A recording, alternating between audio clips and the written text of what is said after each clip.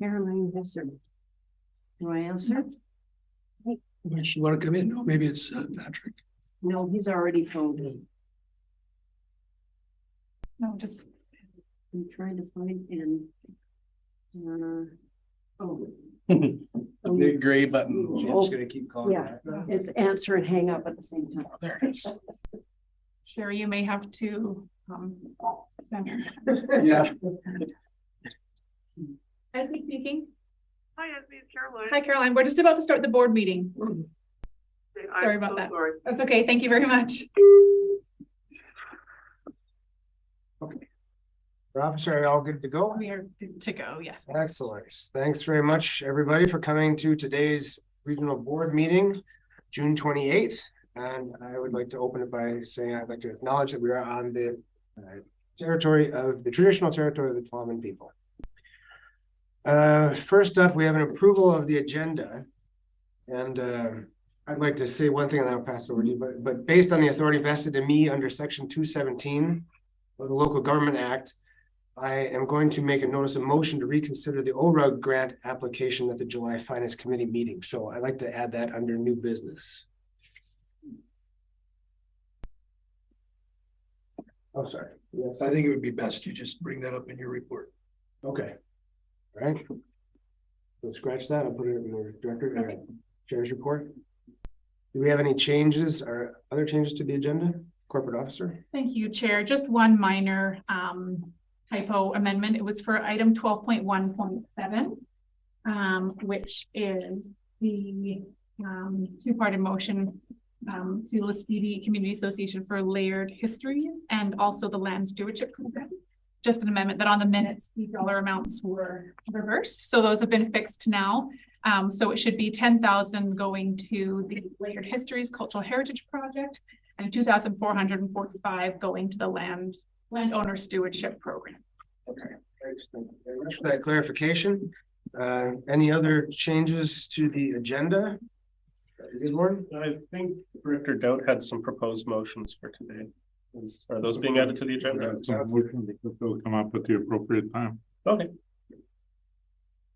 There are no other comments. Do I have a motion to approve the agenda? Director Call, thank you very much. Seconded, Director Gisborne. No other discussion. All in favor? Any opposed? None opposed. Motion carried. Adoption of the minutes of the regular board meeting, May 24th, 2023. Are there any errors or omissions? Do I have a motion to adopt the minutes? Director Levitz, seconded by Dr. Paul. Thank you. All in favor? Opposed? Motion carries. Up to delegations and inquiries. Jessica Colasanto, Community Support Programs Manager, Kim Markel, Director of Programs, and Stuart Clark, Executive Director, Lift Community Services, Reconsideration of Financial Assistance Request. Thank you for coming. Thank you for having me back. You're welcome. We have 10 minutes for the presentation. Okay. And then we'll take some questions afterwards. Going, or we'll just start at 103. Super, thank you. Cut short. I do appreciate you having me back. On reflection, I think that I maybe didn't adequately describe what the CRC does for this community. That was my feeling. And you raised some very valid concerns. And so I brought my bosses, Kim and Stuart, here as well. And we have a slideshow. So the first slide is, or the second slide, just points out that the CRC is open for 16 hours a week. Monday to Thursday, noon to 4, and we offer things, as you know, at lunch, services like legal aid, there's laundry, we feed people, it's an extreme weather relief center, lots of volunteer opportunities. Oh, I have the control. Yeah, you have control. Yeah. Whoa. Well, you should anyways. Awesome. I went too fast, but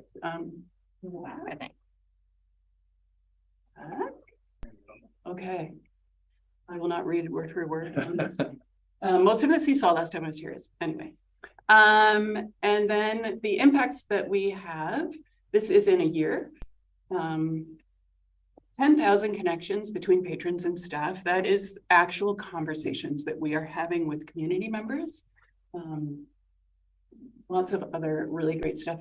23,500 pounds of food rescued from a couple of our local grocery stores. And I'm going to turn it over to Stu. Thank you. It's nice to be here. Thanks for taking the time. I don't envy the position that this board has in with the information that you have to make tight decisions in meetings. And so I thought we would clarify based on the concerns that came up at a meeting we weren't at for the Finance Committee on these 3 points. These are good concerns. So I wanted to sort of respond to them so you have the information you need when it comes to reconsideration. Funding stream, there was some discussion about funding stream. We seeked guidance around where to apply for the funding to be for the QRD and the city to participate in supporting this this program. And it was advised at that time that the social planning fund was the most appropriate place, given that one of its 4 pillars was poverty alleviation in terms of the program. So that's where that came from. We, of course, would seek further guidance or participate in other conversations around what might be more appropriate funding for the QRD to be a contributor to the CRC. Neighbor concerns is a big issue and a big concern for us too. We share a lot of concerns with our neighbors about the change in our community and the impacts to our neighbors around our clients. We share the same concerns about more frequent sort of antisocial behavior and problematic behavior in the community, and we're working like every day to respond to these things. We believe we have pretty strong relationships with our neighbors and we respond to 100% of concerns, although we keep getting more and more and we keep responding every day, and that is part of what we're dealing with. However, we're always open to feedback on how to respond to those things better. And we do actively participate in putting some money up and contributing to helping clean and beautify our neighbors' sites. We want to do more of that as we can. Lastly, LIFT is a big organization now, $10 million annually in revenue. We're one of those organizations that have been able to steward our resources enough to have what we call an operational reserve. In our policy, we want to keep 3 months of operations in our bank account in case something bad happens. And 3 months of operations is about 1.6 million. It's quite a lot of money. That is where the bulk of those reserves go. That said, LIFT does, at the end of the day, continue to subsidize these programs if we can't get adequate funding. And for the last 10 years in a row, LIFT has put its own money into the CRC, totaling something in the neighborhood of $170,000, something like that. Of course, with $50,000 of contribution being lost from the budget this year, we were looking at having to put in somewhere between 70 and 90, depending on how things line up. So it's quite a big hit. The next slide, just the quick numbers. It was a Finance Committee decision. There's our current budget. There's our expenses. We don't receive tax exemption at this time. And this QRD was and has been for actually quite a long time, I think 12 years now, has been one of the funders along with the province, BC Gaming, and of course LIFT. And historically, we do run a deficit. This is actually a very hard model to fund. A drop-in program that's open to anybody who's facing challenges is a difficult thing to find any one funder to take responsibility for. So it does take a collection of partners in the community to happen. As I said, we're looking at right now our deficit was $23,000, including a QRD contribution. It'll be more like 73 without. So those are some numbers.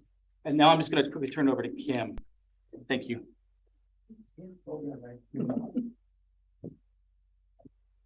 Thank you, everyone. I wanted to take a brief opportunity to share some of the service considerations that we have started having dialogues about with feeling the inability to secure adequate funding to maintain our programs. Some of the considerations we are talking about include changes in our staffing levels, reduction in our open hours, or changes to our meal program, all of which would have significant impacts to our patrons and staff, and also the broader community. One consideration is that we reduce our staffing levels during CRC open hours. So the impact of this transition, excuse me, means that we would have an inability to provide the more intensive one-on-one services that we currently do. And it also means that we would have to shift how we're providing legal advice and consultation. In regards to service hours, I mean, our service hours are quite minimal currently. We have considered reducing to 3 days a week. So that would mean 80 to 100 patrons no longer having access for that additional 1 day a week.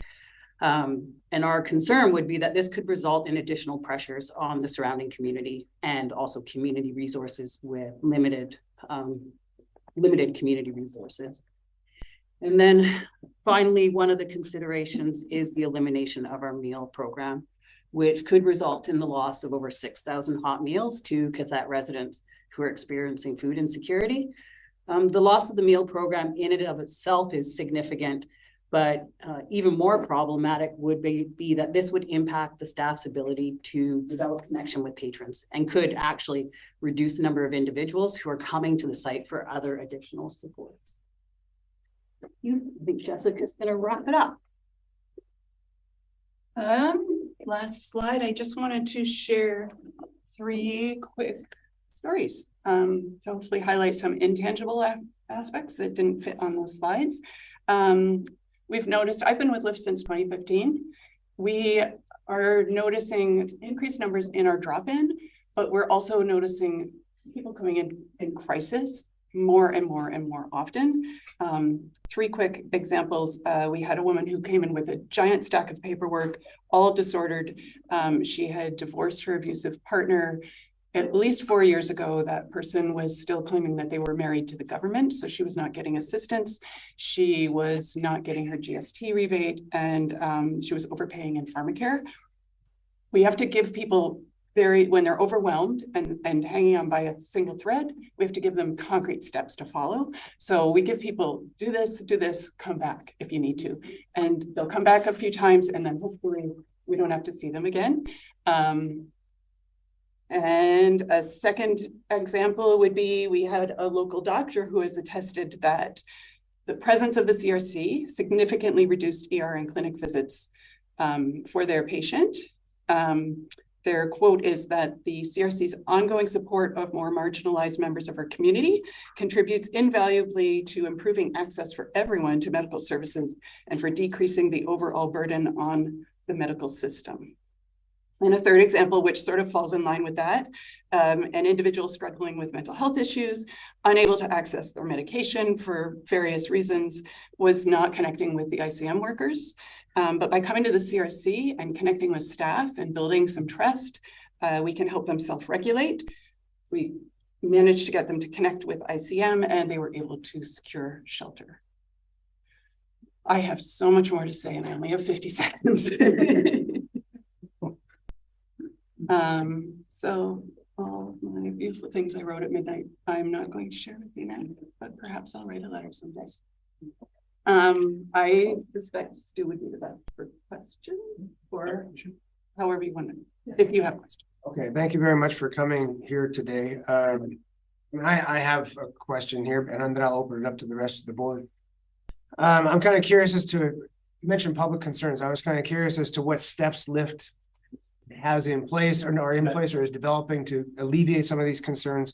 I don't know if you had a chance to read through the correspondence that we received for this I did, yeah. meeting, and there was one letter that I thought was quite poignant. It talked about how a family member used to be able to access the site, but now they feel that it's an unsafe space for them.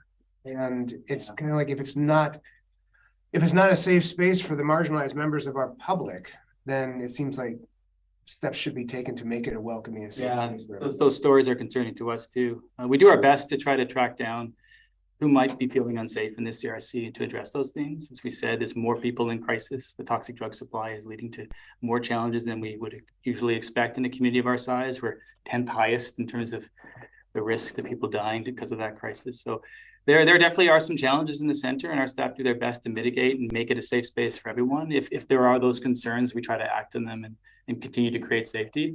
And we sometimes make the difficult decision to remove people, which is the last resort when you're the last stop, but we have had to do that. So if, we encourage any community member that's hearing those things to pass that information on to us, try to connect us with the person who's experiencing that concern and address it. Okay, again, do you have plans in place or set up to try and figure out ways to make it a safer space for everyone? Absolutely. We continue to do ongoing training around de-escalation and supporting people, mental health first aid, and nonviolent crisis intervention training that we're renewing, conflict resolution.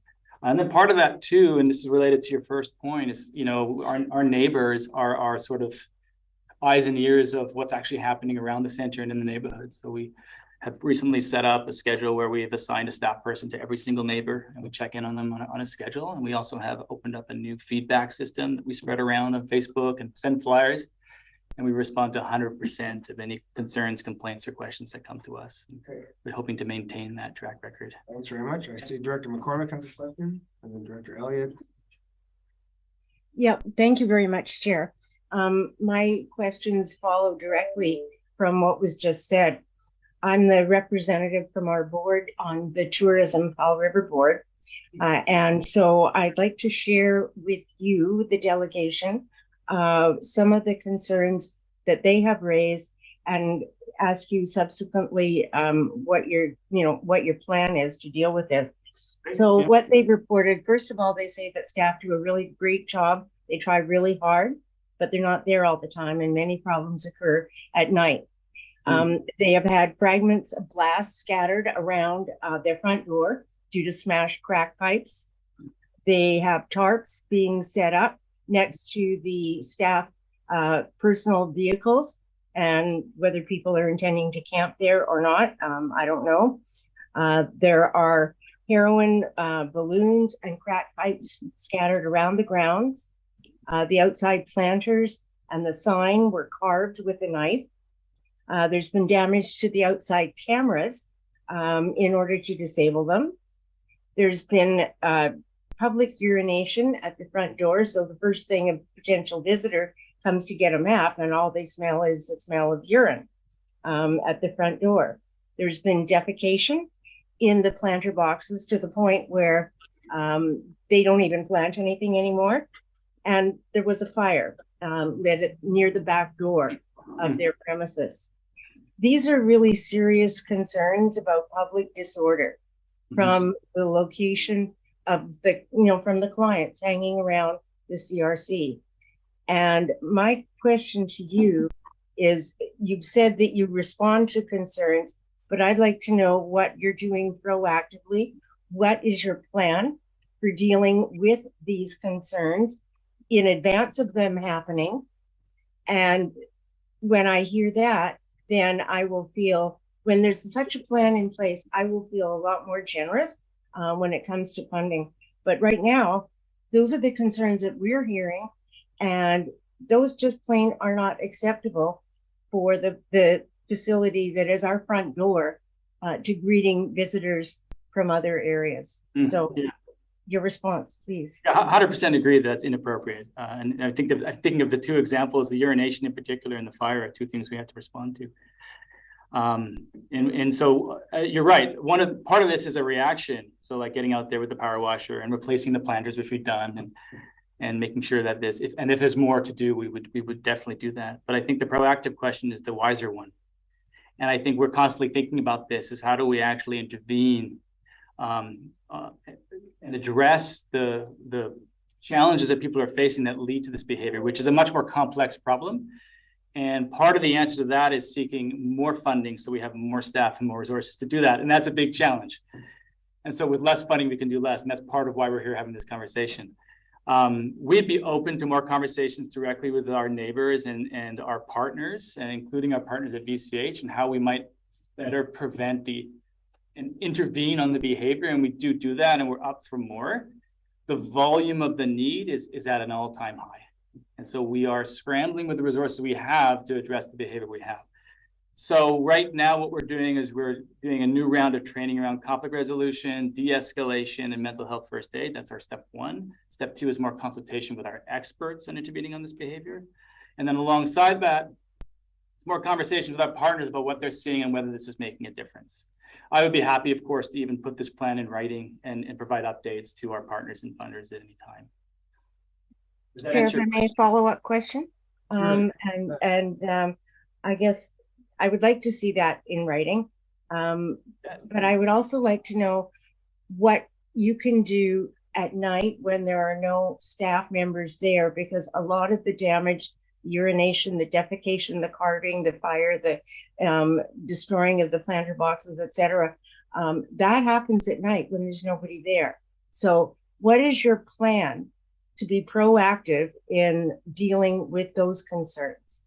Yeah, we got a few ideas. I think our partners would need to be involved just because of some resource challenges, but I don't think just partners sitting in this room, but we have other partners at the provincial level that may have more resources. But certainly we're starting to brainstorm some kind of more 24-hour supervision system, maybe even involving some patrons that are looking to volunteer, but basically training people to be sort of a community-based security program. We've seen several models in several communities where that's worked.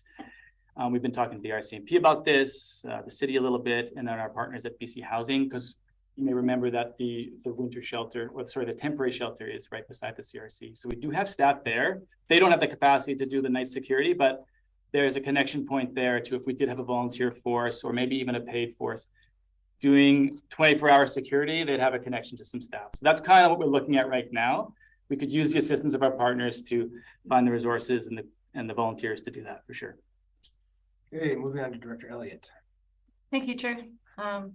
Thank you, Lift, for coming and for this delegation. I personally am in support of continuing funding of Lift, and what I wanted to ask and speak to today was all of the concerns of the community are evidence and indicative of a system that is inadequately planned, resourced, and not enough hours to deal with the amount of sheer quantity of issues that are happening. So we have a huge increase in people's ability to afford homes in our community, a huge increase in the need of people who are under stress because living is more expensive than it used to be, and they're trying to get help from people that they didn't need to get help with before. So I can't see cutting back on hot meals or hours of the resource center or even access to free legal help being of any help whatsoever in addressing the concerns of the community. And in fact, when we are getting feedback from the neighborhood, it's not when the community resource center is open that the issues are happening. So making less hours is likely to make the problem worse. So I am not in favor of cutting funding. I am in favor of working in communication with the communities, Lift, and other players to find ways to better resource our entire community, be more organized in our communications. And so I know there's some communications happening in a variety of different ways. People aren't getting access. So I'm wondering, here's the question. Okay.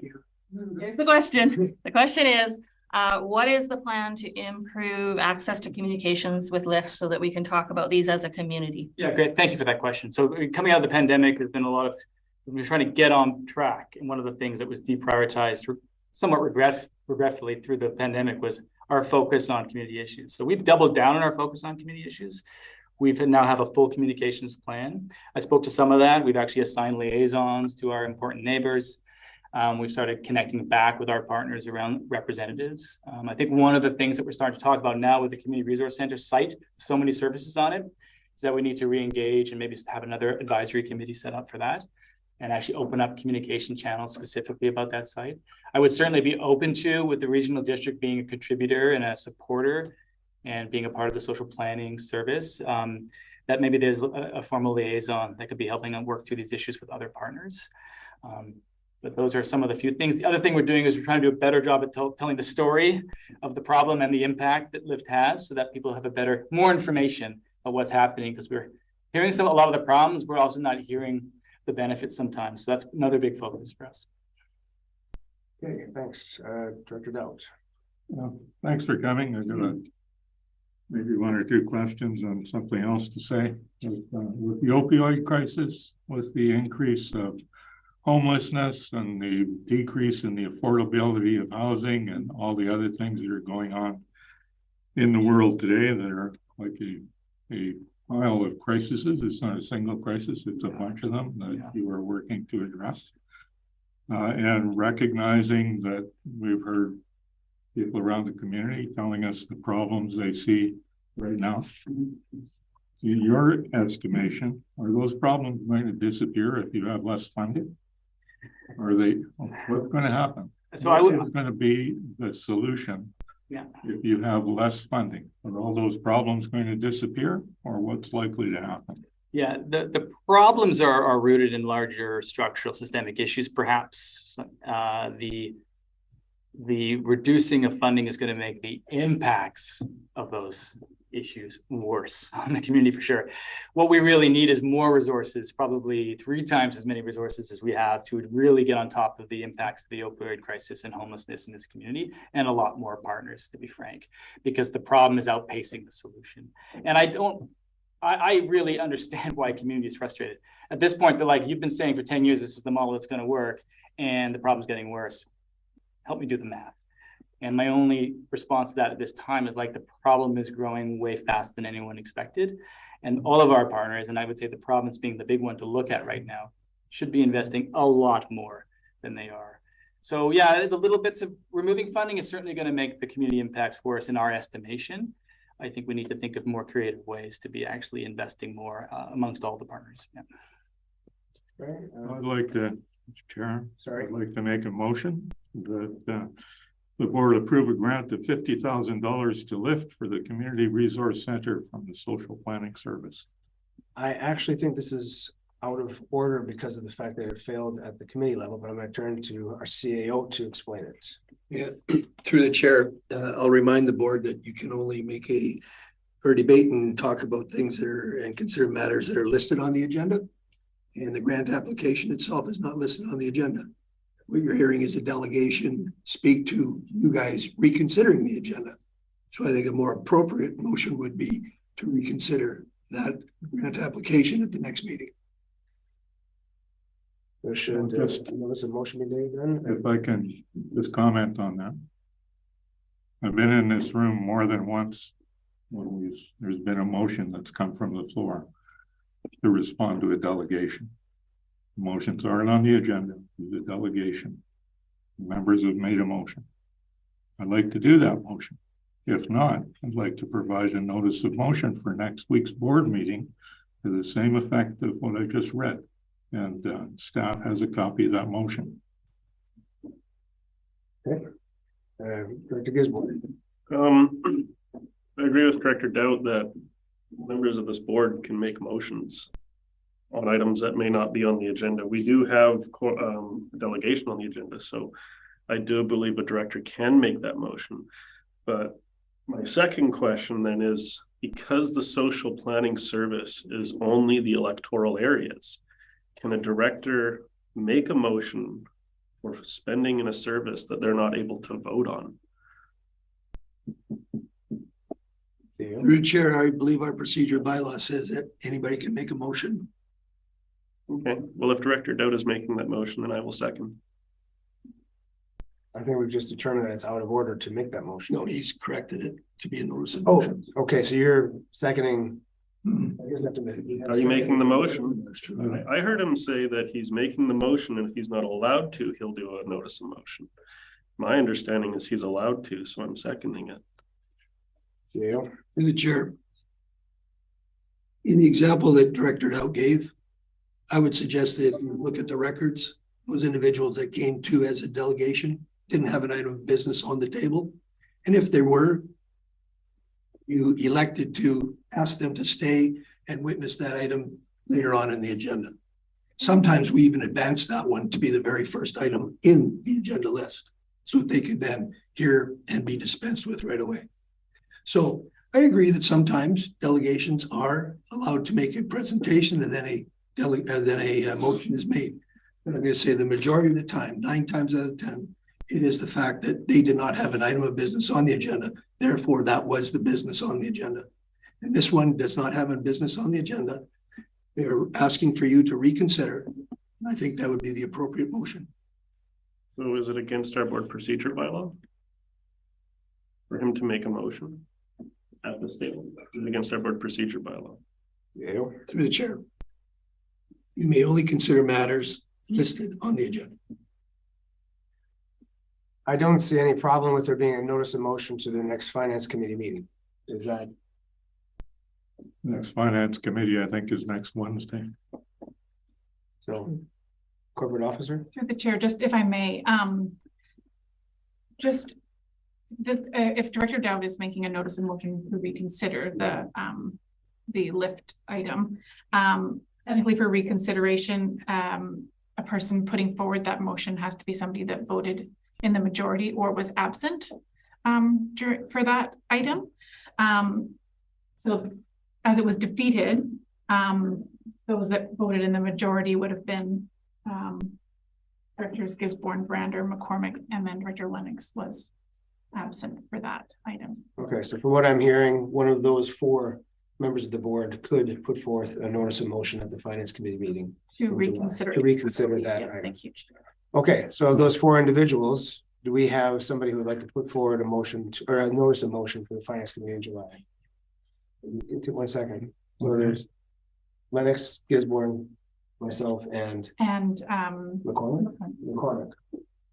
So I just know that if I move the motion, then I'm supposed to be in support of it, which I may or may not be. well, this is just declaring a notice of motion. So What I'm saying is if I do the notice of motion, then I procedurally should not be speaking against it. you can still vote against it, can't you? Yes, through the chair. If you're the mover, you typically should not speak in the negative towards it.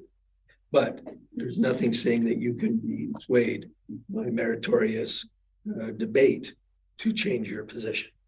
So you would be safe either way. It's just that you would not be able to speak negatively towards a motion if you were leading it. So I would be happy to say that I will make a notice of motion at the July Finance Committee meeting to revisit the lift grant request. Thank you, Chair. Okay, does anybody, we've gone over by quite a long time, but Director Dowd wanted to speak. I just want to make a comment on what's happened. I tried to make a motion coming out of a delegation. It was ruled out of order. I'm told that the motion to do with it, anything to do with the motion I made would have to be made as a notice of motion by someone who had voted in favor of a motion at the finance committee. And that's where it's going to go. So I just wanted to clarify that that's what happened here. CAO. Just a minor correction to Director Dowd's summary. It wasn't anybody in favor. It was whoever was in majority. And Director Fall, we're over by 14 minutes. Yeah, I just have a very quick question. So just so Lift understand. So the process will then be finance committee next week, and then we would, if depending on what finance committee recommends, we'll be at this table in a month. And the short question is that, I mean, looking at your Lift finances, it looks like he can handle that. I just want to confirm that that's okay for. Yeah, I mean, we're committed to keeping the center open regardless. Maybe some adjustments as Kim was talking about, but we're going to find a way. And we've also got, if this doesn't proceed in the positive for us, we're going to have to look for other partners regardless, and we'll keep working at it. So yes, thanks for that consideration. We'll be fine for those. And then the only other comment I'd make is, first of all, thank you. And second of all, any information or questions you have, please ask, and we'll provide to support this reconsideration. Apparently it's not the last comment. Sorry, may I please respond to your very first question, Chair? Sure. Fear, very quickly. I just want to say, as someone who is in the center day after day, with lots and lots of people in the center, no one inside is feeling that fear. I hear that though. I hear that from members of the community. We do not want anyone to be afraid. So I just want to encourage, if you do hear such things, please have people reach out directly to us. Okay. Thank you very much for coming today. Thank you all. Appreciate your time. We're not okay. Two more questions. All right, go ahead. I was on the speaker's list after Director Dowd. Sorry, you had spoken. I didn't realize that wasn't what you were intending on saying. Go ahead. Okay. Couple of questions. Quite often we get grant requests for the regional district in order to leverage for provincial funding. I see in your budget you get a fair amount of provincial funding. Is any of that provincial funding tied to getting support from local governments? I've talked to our provincial partners about this and they haven't said anything that would suggest that. It's not usually how we would work, although it is sometimes the strategy. But no, I think in this case, our next call actually is the province to make up the difference. Yeah. And then what's my follow-up question here? But I would add though that it's harder to convince other partners to make up the difference. They'd more likely encourage us to come back and that dynamic. Yeah, we have done very small grants to other organizations just to show that we support them and it helps them leverage funding. My other question is, I saw in the grant application that you're not seeking City of Powell River funding.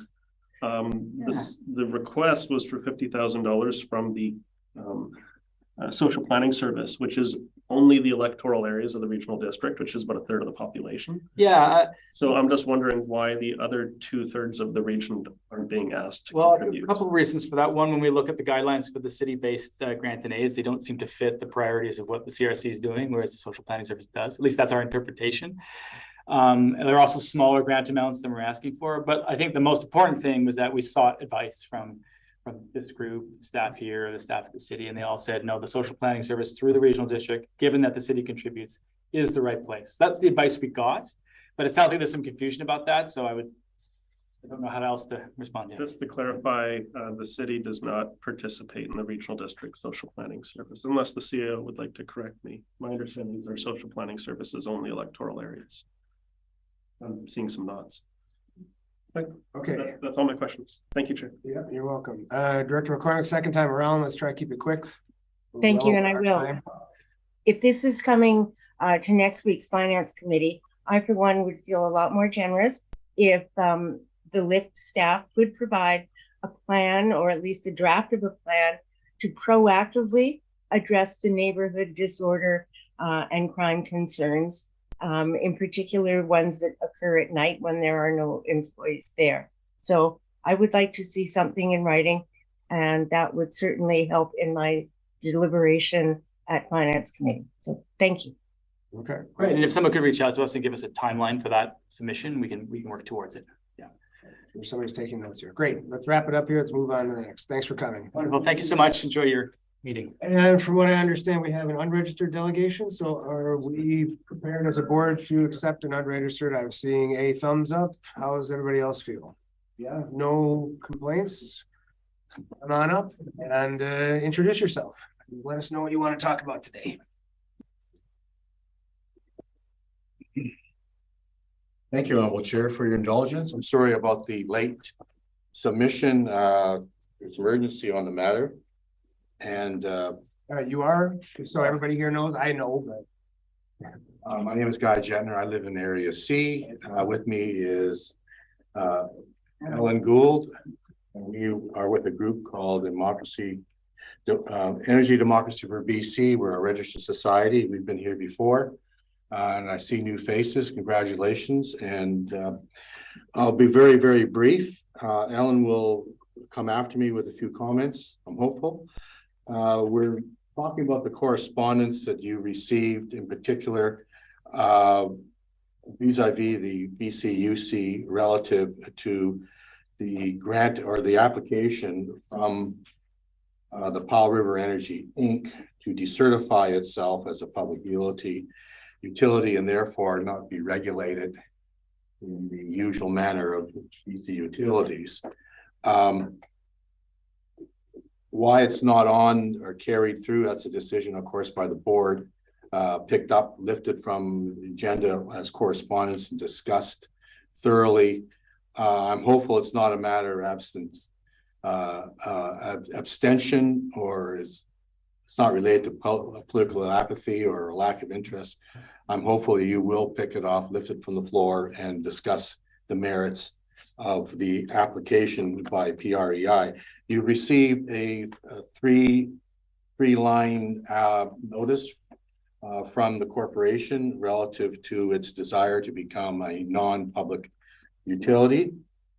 And if I may suggest to you a letter from BCUC that it states that BCUC has identified the regional district as, quote, an affected party, unquote, for communities, quote, located fully or partially within the Powell and Lois Dam reservoir areas and downstreams watersheds, unquote. This is a severe, because kind of a severe impact, the change of regulation authority over a major portion of your geographical area. And we are hopeful that the district will follow the leadership of the city of Powell River, the mayor and council, and the Klamaman First Nation who have addressed its concerns. And I've attached to you a copy of the letter of the good work done by your colleagues in the city relative to its major concern of just the lack of a better word, the certification of a PRE being a public utility. In the mayor's letter, it's very clear that he identifies dams, plural, which of course includes Lois Lake, have been constructed to alter the flow and shape of public bodies of water. Vital that losing a regulatory jurisdiction may hinder future needs locally. Council went on to endorse a letter that says a system of regulations which would leave all decision akin to power in the hands of a foreign entity to allocate power for the exclusive use of foreign customers would be contrary to the public interest and disadvantages to any sensible structure for management of local natural resources. So in light of that, what the mayor and council is saying is that the only relative regulatory authority we have or back check on how this area's water resources will be used to export power to the United States exclusively will be hindered by the fact that it will not be seen as overturned by any regulatory authority. Now I'll let Ellen come in. She's far more on top of the issue relative to what's happening at Lois Lake and others. Do you want to come forward?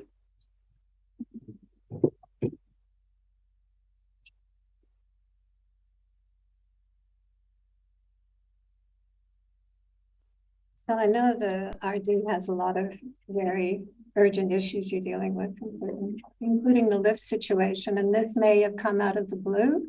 You're not being asked here by BCUC to comment on what the legalities of Powell River Energy Inc. as a public utility.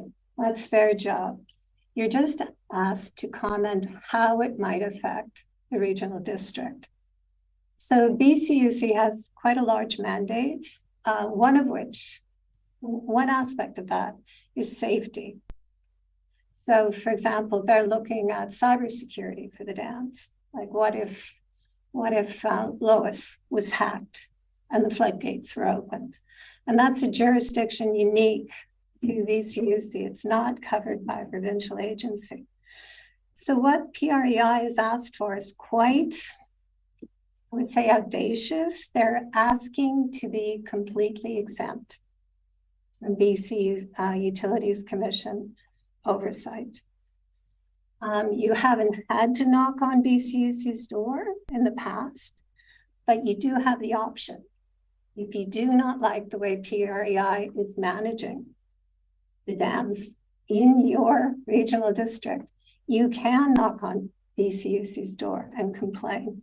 At this point, what's at stake here is eliminating that possibility. So there's a number of options here. I know it's coming out of the blue. You could support what the city of Powell River has already written, or you could just say, we as an interested party do not support the exemption. So it doesn't have to be a big deal. I can get into the legalities, which I spent the past month researching the Utilities Act. And why it may not have risen to the level of urgency for you is that up to this point, you have not been going to BCUC. So it's something that it is important to have in reserve if issues come up. And that's that opportunity would be completely closed off if PREI wins its application. Okay. Thank you very much for coming in today. If you've completed your presentation, I'll open it up to the table here. If anybody has questions, Director Elliott. Thank you, Claire. Thank you, Diane and Ellen. So I understand what this is about, and obviously was part of the city council that endorsed this letter. My question is, what do you know about the water licensing that goes along with dams, and does this BC Utilities Commission, if they should succeed in becoming not subject to being a BC utility, does it change the powers that go along with water licensing? No. However, Energy Inc.'s water licensing just say that they're for the purpose of generating power.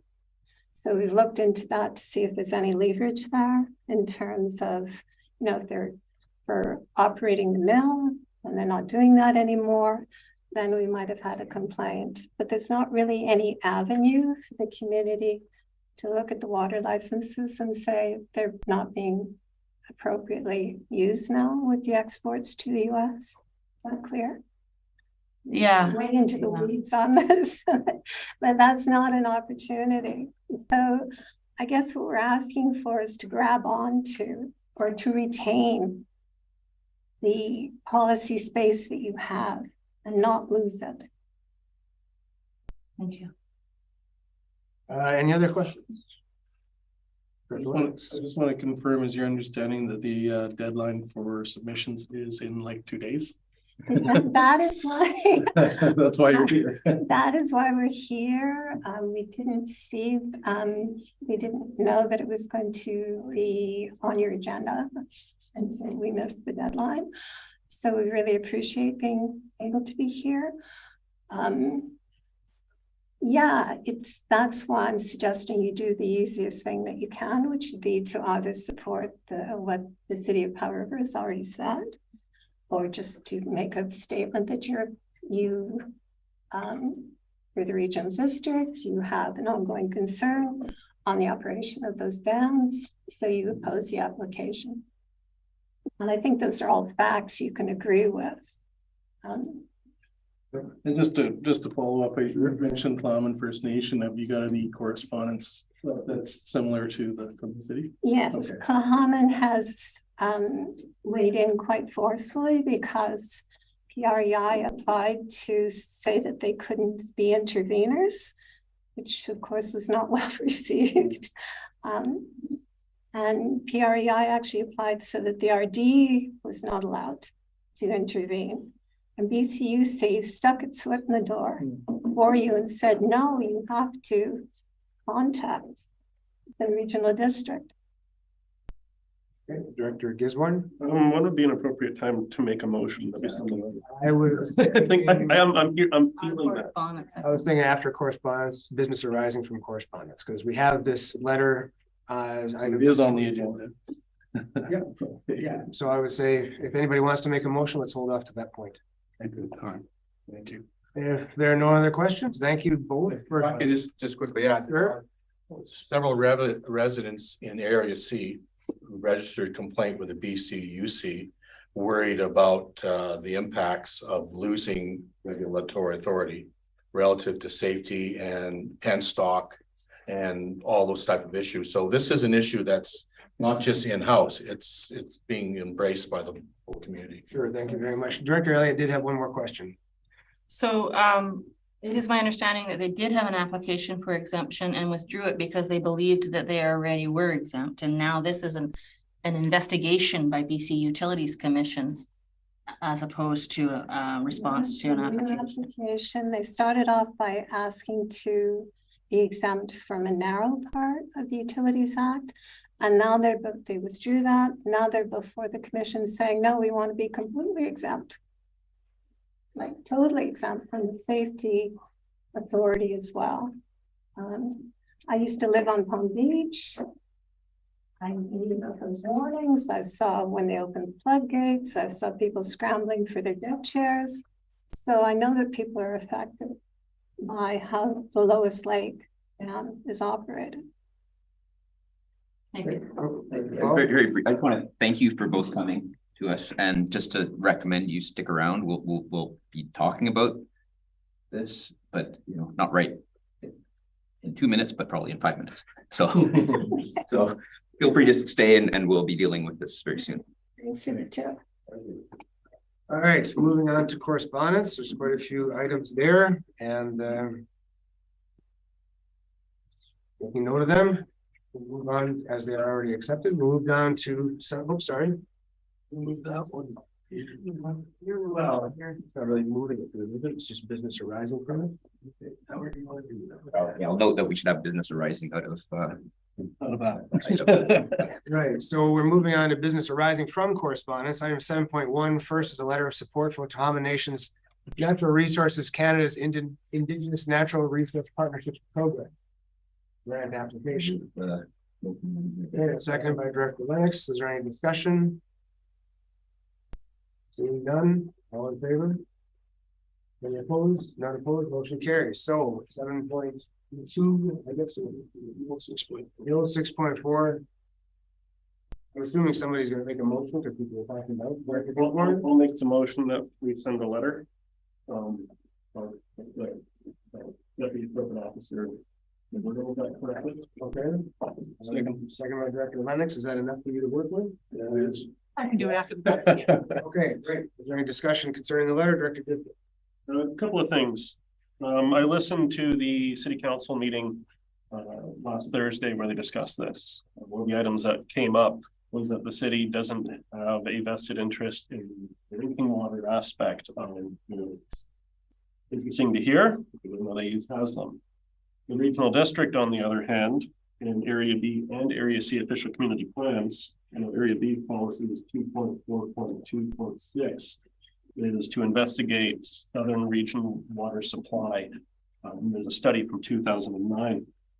Within that study, the development of the regional water supply, which includes transmission, supply mains, reservoirs, pump stations, and PRV stations, was evaluated on the basis that the Lois Lake would be required for the ultimate demand. Water of Lois Lake, I think, is something that we have an interest in. That's just one aspect, and that's a water licensing thing, so that's a little different, I know, but if they're still part of the utilities, within that study, it talks about working with the power production company about, maybe utilizing some of their water license. That's something down the road, but that is something that we have an interest in, and I think we want to make sure we keep that door open. Second point, and I do believe it was under parkland acquisition, that there was an interest to acquire, I think, the Eagle River section for parkland, if memory serves correctly. If the regional district was to ever pursue with acquiring that as a piece of land, well, I think there would be a very strong case for safety concerns about working with the power producers, because of course, when they open it up, if that was to become our parkland, that would have an impact on us. So that's one of the reasons why I'm very much in support of this letter. We can outline that we do have interests, not just in power production, but also water quality and safety. A lot of people go swimming out at Eagle River, and so I'm in favor of sending this letter because, yeah, in the past, power produced in this community stayed in the community because the mill was running. Thanks very much, Director Elliott. Thank you, Chair. Very much in support of a letter that is non-support for deregulating the Power Energy Inc. I think that we have a short time frame for the letter to be drafted, and if we could list our interests, it makes it a little more powerful as a letter. So incorporating the interests around water quantity, quality, possibly for drinking, safety aspects. Also the considerable amount of money invested in the fishery over on Lois Lake is of interest too, and the dam plays a part in how that's maintained. So we want to list all of these things that are of local use and would require some input as far as regulation goes, or at least we have believe so anyway. And I wonder if staff is equipped to write such a quick letter signed by our chair or not. They're pretty good, yeah. I think they're taking down notes. Director Dowd. So there is a letter from the city. We got a little while ago. With a concern that there wasn't a lot of time between council first look around. Council did was get legal advice on the implications of the council taking a position. How it might affect our rights and our positions in the future, particularly the future of economic development. How much it was wise for the city to say, and what the city didn't mean to say. We received the legal advice, and with a very targeted letter that you have a copy. It was not too difficult to do that, because council had previously had discussion about what the city's interests were in the operation of generating electricity. And it will explain to the council is the most important thing. What has to be generated locally from the local be available to use locally. That's the you don't have time to look into all the legal implications of restricting water for fishing and water for swimming and water for different things. I don't think we've got time to make the study of determining what the legal position is. And everyone with the details. But if we were going to write a simple letter to say that the reason the district is concerned about that and agrees with the position of the city of Honolulu, that'd be a pretty simple letter to write. And I think we need to be careful when we think about it, particularly because when we get the labor union, we thought we would get support in the nation's partnership with renewable energy. I think we want to think about that before we write too many letters of support to take the position and make sure that we are being consistent with what we support. That's why I think it's a simple letter. It's very supportable. The city's written one to legally be signed on to and by the regional district. Okay, Director Lennox. Yeah, I thank for the presentation, and I'm glad that this has come to a motion, and I fully support this effort. I think having experienced working at the site and history around that being a utility for the community and built for that purpose, I think the point that was raised, the loss of regulatory oversight of any kind in this, one of our kind of prime considerations is water. Would be a very negative impact. So I do agree that this letter has been written by the city. Seems eloquent, brings up some valid points, and I do agree that we can sign on to sort of support the ongoing view of the other levels of government and send our message, and then subsequent submissions can be a bit more detailed as necessary. Okay, so what I'm hearing is that people are like satisfied with the letter the city has sent. But maybe if staff is working through it, they can use it as a base, but also incorporate maybe some of the unique concerns to the electoral areas.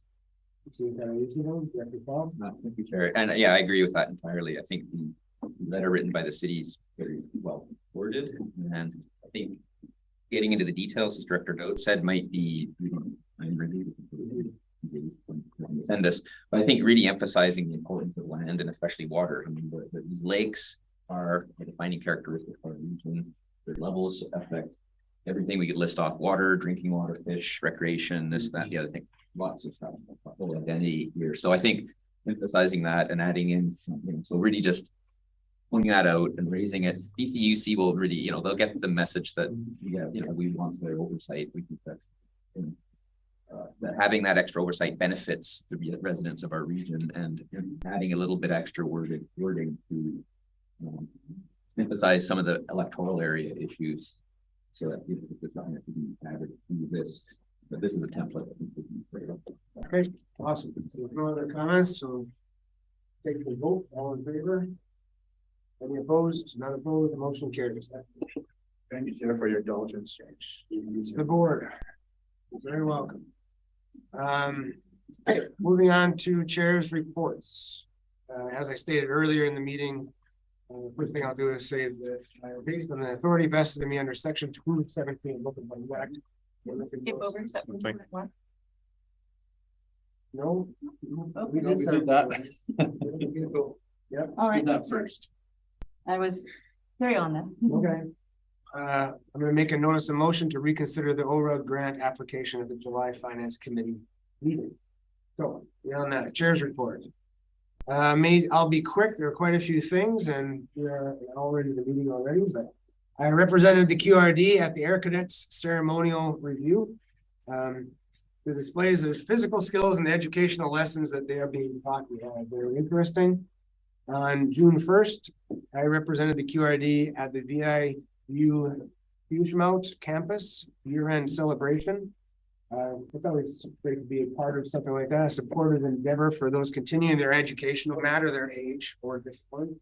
It's very casual. It was an interesting sort of graduation because it also combined a barbecue and a show and shine. So I hadn't been something like that before. There were a few other, the city directors were there as well.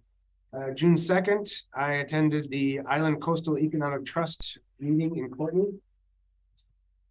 We recommended the board approve a number of very worthy projects. It's always fun to see the innovative ideas that are coming, that are being developed in different communities around our area in order to build economic capacity. We also discussed the recent $10 million given to ICE-T by the provincial government and the need for more money in order to establish ICE-T as a permanent institution. So I put a request in for a ministerial meeting at UBCM to promote this concept. There are many mayors and chairs up and down the island and the Sunshine Coast that are doing the same thing. June 14th, there was an inter-community passenger transportation engagement session, which was put on by ICE-T. A few dozen representatives from the local area got together to discuss how transportation and the lack of it affects the lives of the residents and the institutions that these people were representing. It was an interesting exercise coming up with potential ways to alleviate the problems, to partner with other organizations, or to solve the problems that we are all facing. June 21st, there was a barbecue down at Palm Beach put on by the Rotary to celebrate the new shelter that they've erected down there. Palm Beach Park is a very special place for me. I live down here and I've spent an awful lot of time down there, and it's always great to see more infrastructure being contributed to the community. I'm sure it'll get a lot of use. It's down near the beach and it's going to provide shade on sunny days. So I'm sure that'll be positive for everybody. June 22nd, Regional Emergency Executive Committee meeting. We met with the other members. It was the first time we had met in quite some time. First time that I've met as a committee member. It was largely to receive education on how the committee functions and to go over the updates in terms of reference. Director McCormick was elected chair of that committee, so I imagine she'll have some more to add to it later on. On the 12th, I'm a library trustees. Essentially business as usual, but we are looking for an assistant head librarian as Natalie Porter is moving on to pursue other interests. Just want to wish her well. She's been a fantastic asset for the library. It's going to be hard to fill her shoes. There was a special library trustees meeting on the 22nd. On the 26th, many of us attended the C3 out at Mohammed. I feel it went very well. It was great to get everybody back together again. I think the discussions that happen at the table eventually lead to development of a format for future meetings that will appease everyone. I think it's very important that we get this thing back on track and focus more on collaboration with the three elements. And just this morning, 10 o'clock, a number of us took the tour of the Resource Recovery Center. I want to thank Mike, Ty, and Inglisa for the tour. It was very informative, and it's just fantastic to see how that thing has developed over the years. And it's going to be an amazing project when it's all finished, something that I think the whole community will take pride in. So hopefully I wrapped that up quickly. Let's go right up to the board. Just one question on your report. I got an email a while ago. It looks like ICE-T is also hosting some virtual sessions for that transportation study, I believe. That's right. And for the, just FYI, Southern Coast is tomorrow. 9 till Do you 10. have anything to add to the information that's already been collected from students in the online session? Thanks for bringing that up. Let's go to Director McCormick first. Yeah, thank you, Chair. Starting on the 28th of May, the farmers market on Texada opened, and of course I was there and very happy to have that. The Texada Island Community Society held its first swap meet since pre-COVID days, also on the 28th. So good to see the community out supporting those events. On the 31st, I attended an event put on by Sunshine Coast Tourism, which was a networking event for the hospitality providers here on Texada. And it was well attended, and it was nice to see Sunshine Coast Tourism send their folks up here, and good to chat with them. On the 4th of June, TINCHES, which stands for Texada Island Nonprofit Seniors Housing Society, which this board is familiar with because they've come and spoken to us quite a number of times. They had their annual general meeting and a public engagement and discussion session. And there was general consensus that moving forward, it would be a mixed income project that they will be looking at. And that is well supported in the community. On the 8th of June, the Texada Island Recreation Commission met. And first thing, they would like to express a thank you to this board for not supporting the application for mining within the Bonanda watershed, the Bruce watershed. So they've said a big thank you to us for that. The tennis courts will be resurfaced this year, and they've asked for a windscreen to be added, which will be part of a future capital plan. And they identified a problem with a beach access point in Gillies Bay. The foot of Balsam Street is a beach access point as designated by us. And the number of people have been dumping yard waste, yard refuse, grass cuttings, bush trimmings, etc., into that location, which has caused a problem both for people trying to use it and also for staff who would be required to clean it up. So I'll be communicating through my column in the Express lines about that's a no-no and don't do that. And but it also emphasizes the need on Texada for an organics diversion facility so that people do have a place to take this material without putting it on public land. So yeah, that's from the Rec Commission. On the 22nd, along with Director Brander, I attended the Regional Emergency Executive Committee meeting. And yes, I was elected chair, re-elected chair. And that is an advisory committee which advises regarding policy direction regarding emergency management and preparedness. And it because it's mostly new members, it's only myself and Eric Blaney from Tla'amin who were on the committee before. A number of people expressed a desire to look at proactive initiatives that we could recommend to our respective governments. And so there will be a good discussion at our next meeting regarding being proactive instead of just reactive. On the 25th, there was a rededication of the Legion Cenotaph, which has been completely refurbished from the lowest levels of concrete and gravel and all of that, all the way up. And they've done a beautiful job. And the Legion is very grateful to the community for the donations and the support that we've received. Also on the 25th, the Texada Garden Club conducted its annual mini garden tour, and again, well attended. The 26th, I attended the C3 meeting along with most of you, with all of you. And on the 27th was the Tourism Fall River board meeting. And one of the figures that was given out at that meeting, which I found very interesting, was that pre-COVID days, Destination BC, which kind of stewards all the tourism stuff in the province, calculated that for our region, the tourist industry was worth $19 million. That's value added dollars because of the tourism and the hospitality providers, which is was great. It certainly fell during the COVID years. This year, they anticipate that we will be back up to that level of 19 million coming into our region through tourism. And that's, you know, a pretty significant dollar figure that supports, you know, the economy in so many different ways, that tourism is, I think, growing in its importance and going to continue to grow into the future as we reduce our dependence on resource industries.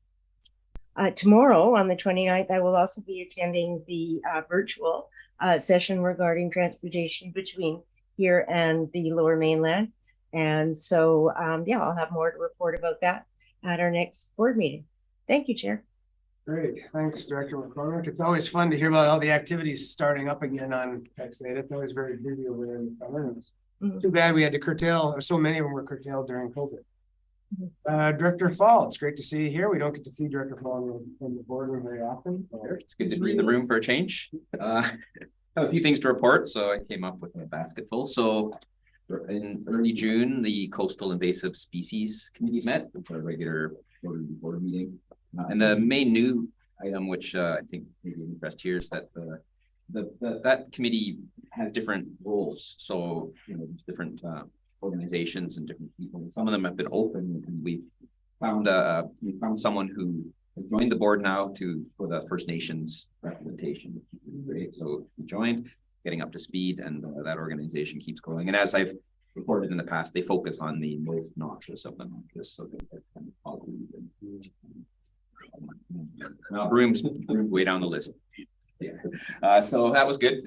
On June the 3rd, Vancouver Island Regional Library meeting was held, and it always carries along. And the new item that may be of interest here is some of the branches have some challenges, but the new building that we're going to be putting in place in Masset to replace the Masset branch in collaboration with the Haida in Old Masset, that's moving forward. And some challenges, costs have gone up.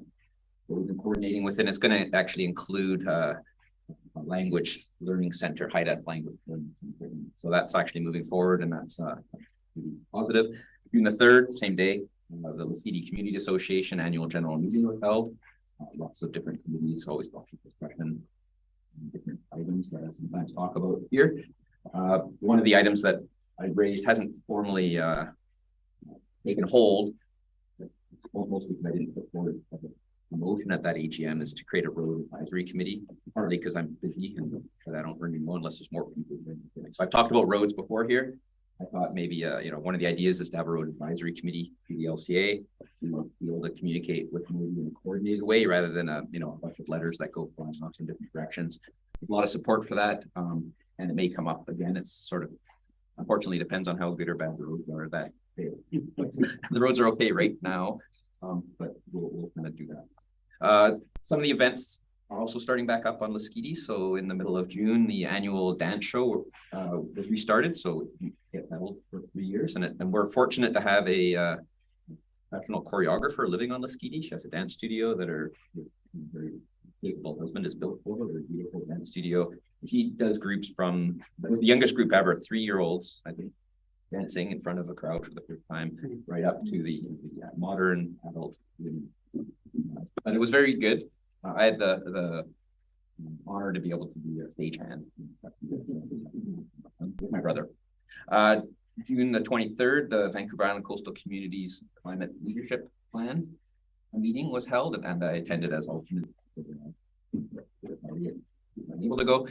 And a couple news from that one, which was very nice. Carol Ann Leishman was on the call, and she has joined the Community Energy Association, the CEA, as the Climate Leaders Program Manager. CEA is a nonprofit society that is the secretariat for the so they're actually, she's got a job there, a role there, and that's very positive.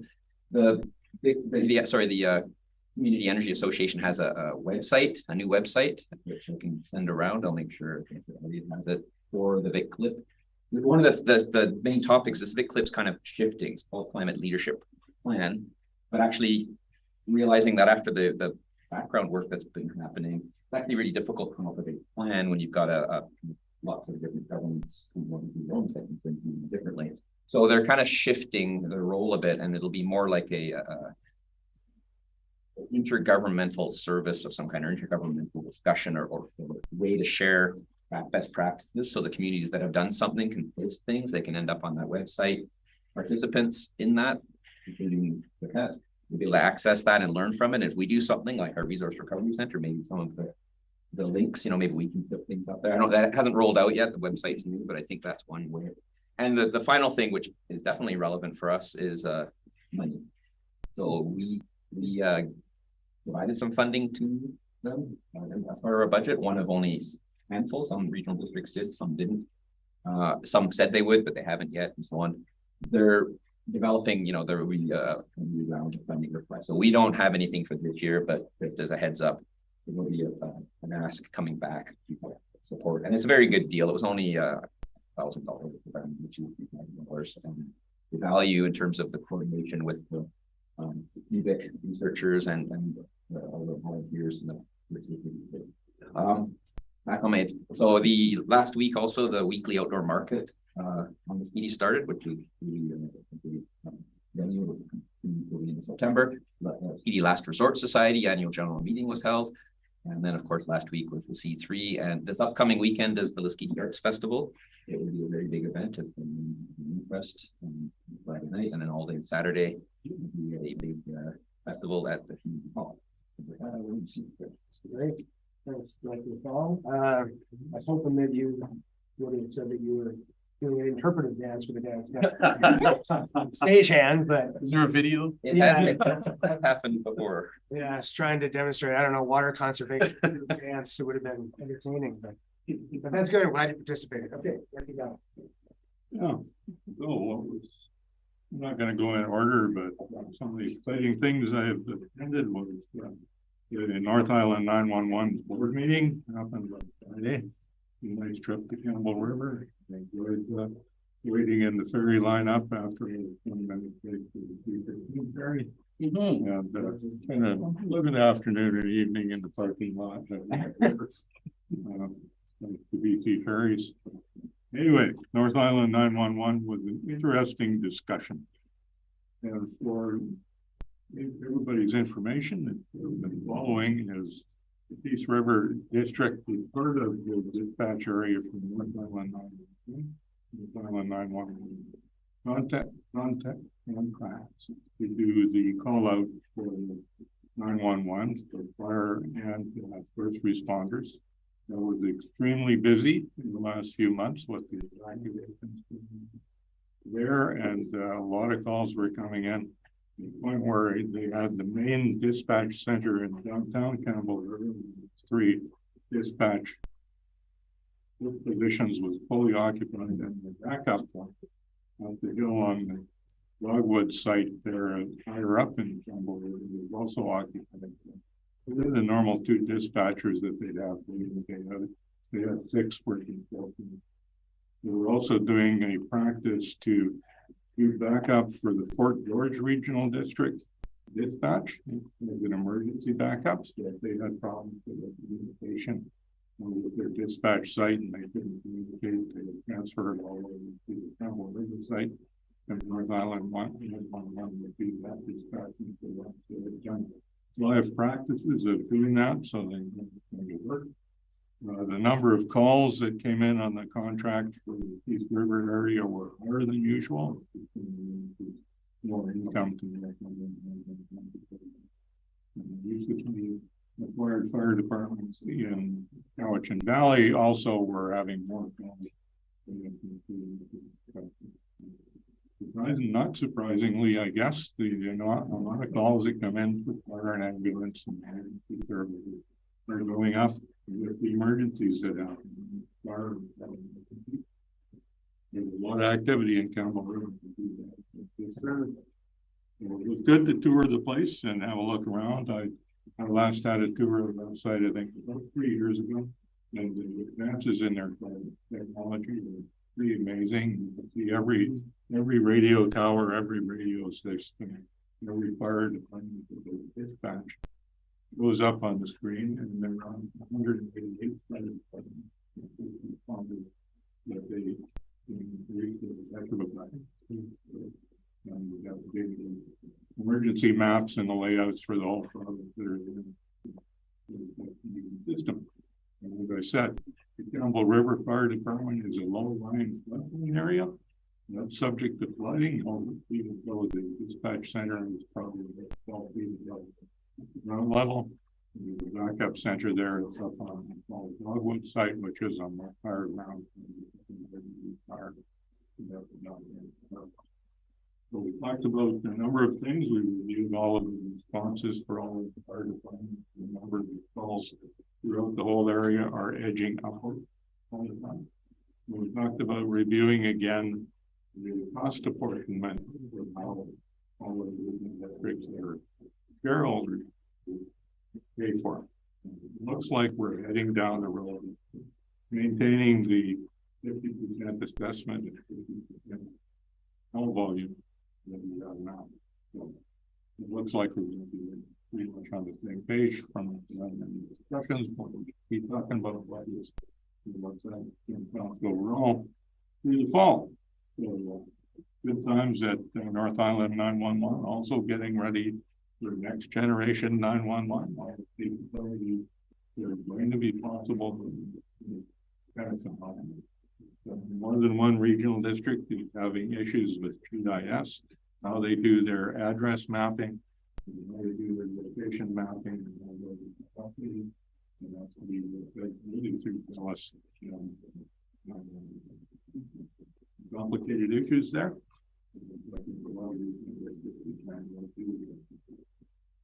We had the C3 meeting happen.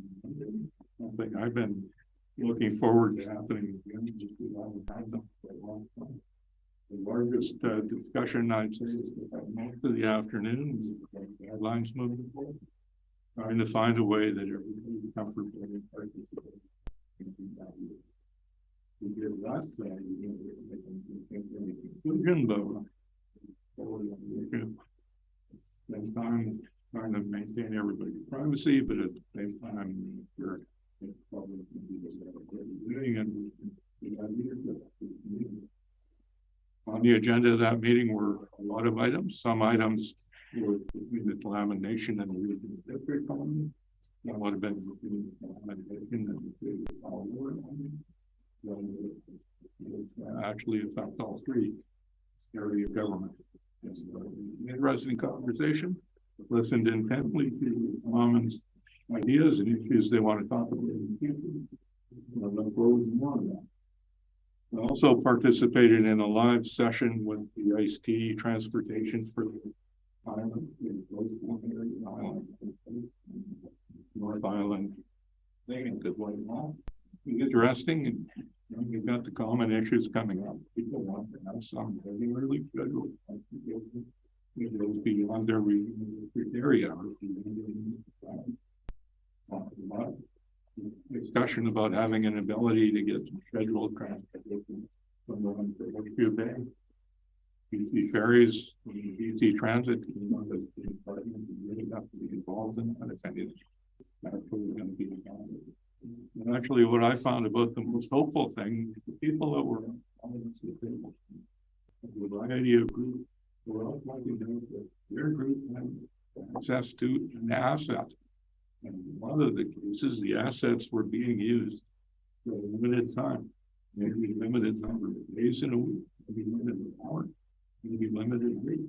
So if you combine all of those different assets together, there's a lot of unused transportation time. There's some way of bringing it all together. It could be used more efficiently. And I think, and I suggested is there for creating something called a regional transit authority. Try to bring all the try to unite them and get a united system.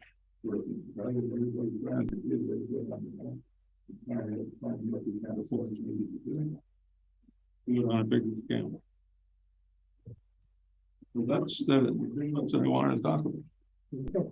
Thank you very much. I got a quick question. You mentioned the increased calls in Campbell River Township Valley. Did you happen to see if it was And also a similar bump in the qathet area? Well, all the areas are higher than they were in the year. There's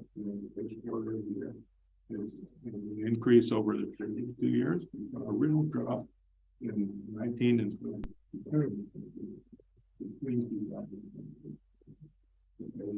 Came up. They're steadily rising. Okay. You know, that's for both the region. I thought was Goshen Valley would be the area. It would be done by a contractor and contracting for a certain so they proceed in under the plan to the additional revenue to make sure that it's going to be to the plan. Great, thanks. Director Lennox. Yeah, another busy month.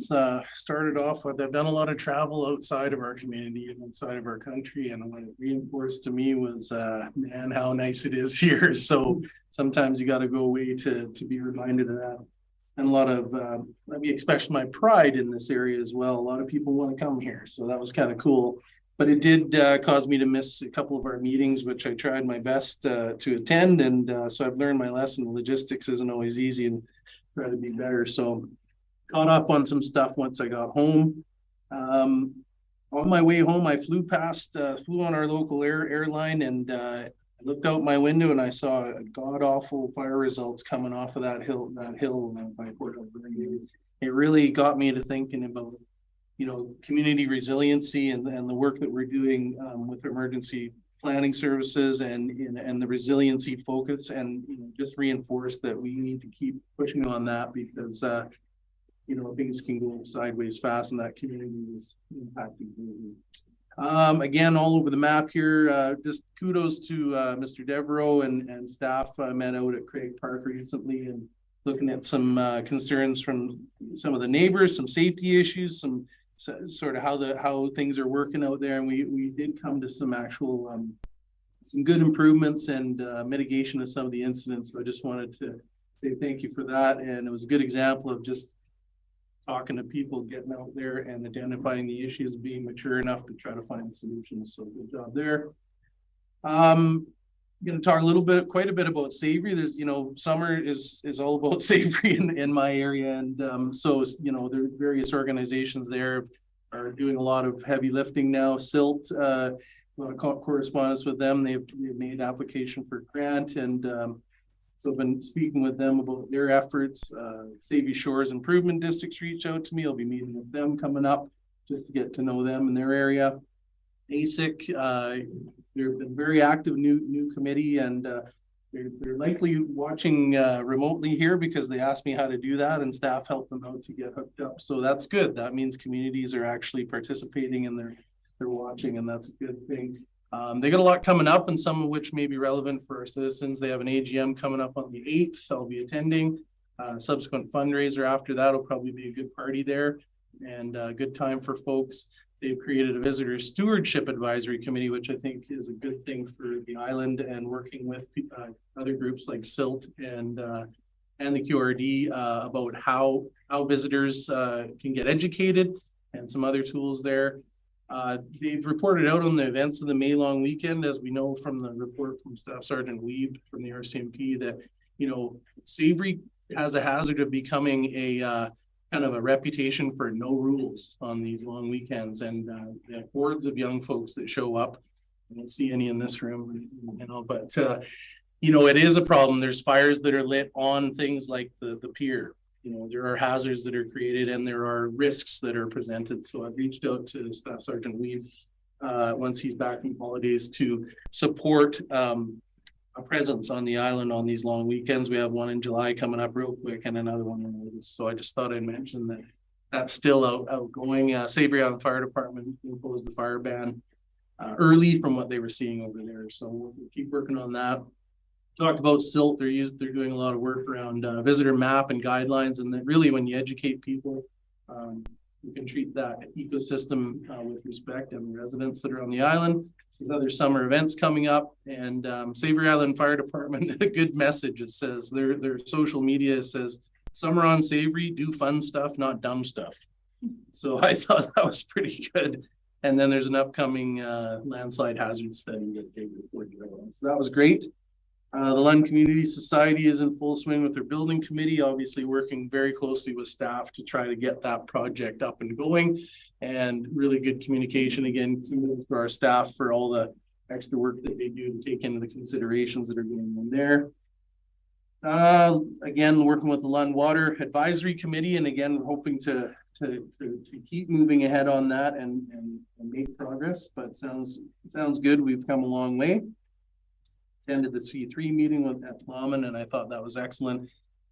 We were also given a copy of their 23 to 28 comprehensive nation plan, and that's something that I wasn't completely in the loop on, and I think it helps me and all of us to understand what their plan is. And so as we work together, it was very encouraging. The meeting, again, we identified actual issues of import to us and to our communities, and so I think we got a lot of meat on the bone there to go on. And the RRC visit today was great. I hadn't been there before, seen some pictures and reports and stuff, but to put boots on the ground and see again, a lot of this use of materials instead of just sending it for landfill to another landfill, and all the different, using nature to filter some of the runoff and stuff, and all of the creative solutions. And Let's Talk Trash folks are doing a bang up job working with our project management team. So yeah, lots going on. That's it for now. Great. Thanks. I like that slogan, do fun stuff. Yeah, not dumb stuff. Dumb stuff. I should use it with my son, but I don't know if he said that. Right. Are you talking about me? Very big as one. We have a similar expression out in the valley, which is play stupid games, you'll win stupid prizes. Right. I think that's I learned that as a kid.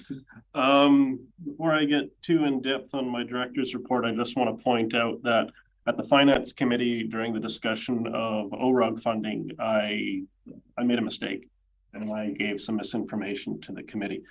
And I just want to correct that and clarify that now. When the discussion was going on, the list of member organizations came up and I couldn't quite find it in the staff report. So I did a document search and then read off a list. And on that list was Powder Rod and Gun Club at the end. And I went, wait a minute, I'm the president of that. And I don't seem to recall anything going up. Checked with the Rod and Gun Club, we have nothing on the table. But when I went back and took a look at the paperwork, it is in our staff report on page 413 of 784, which lists the ORUG members. The Rod and Gun Club isn't listed there. And what I had found was actually a letter that had the list from 2015. So hence the confusion. So I just wanted to apologize to the board and committee for reading off a list of something that was 8 years old. So when the information was in the staff report, so we just wanted to clarify that. Area B has been a little bit interesting because, of course, we're getting into the summer months, so lots of agricultural activity going on.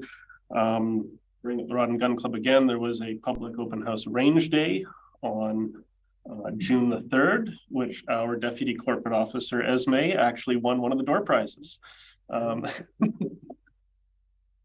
The other thing that I also wanted to bring up was a notice of motion for our planning committee. I've sent it to Esme, and there's an error in that too, and I'll just read it out right now. Notice of motion for the upcoming planning committee, that the planning committee recommend the board direct staff to proceed with public engagement with proposed options for Area B OCP changes to replace the density policies found in 2.3.1, 2.3.2, and 2.3.3. The one I sent to you, it actually has 2.3.1 twice, so my apologies with that. Part of the fluster I have today, about 2 weeks ago, our wonderful Malaspina Volunteer Fire Department came out to my house, helped the ambulance load my father into the ambulance because he was having some difficulty breathing. After 5-6 days in hospital, great job of the staff out there. He has been discharged home. As of Monday this week, my father applied for MAID and has been approved for July the 12th. So that is 2 weeks from today. And I just want to say that, as his son, that has one kind of meaning, but also it has another meaning as the director of Area B, because this is the previous director, Gisborne, who was first elected in 1987 and was the elected representative of Area B all the way up until 2018 election. There's a whole bunch of other stuff. So that's something that weighted me. I know there's many folks in the community out there that are reaching out with stories and pictures that are being sent over our way, because in 2 weeks is the date. And then, just because it didn't seem like I was busy enough, I also got other news on Monday. My wife, Bronwyn, is pregnant. So, and it's between 9 months from now, number 3, circle of life. Circle of life. So it's yeah. If I'm a little unwound, I think that makes sense. And I attended the C3 as well with great discussions. Look forward to more of these discussions. I'm sure there's more, but like I said, I'm a little unraveled in my mind these days, and I'm sure I'll see how it is all on the other side. Thank you very much. That's my report. Thanks. I think I can speak for everyone. We're very sorry to hear about your father, and thoughts would be you and your family, but also congratulations for you and your family as well. Yeah, it's yay! Oh, highs and lows. Very emotional time. Yeah, and it's a lot going on. Yes. Thank you, everyone. Thinking of you. Director Elliott. It's giving virtual hugs. Okay. Thank you. Thank you for sharing with us, Andrew.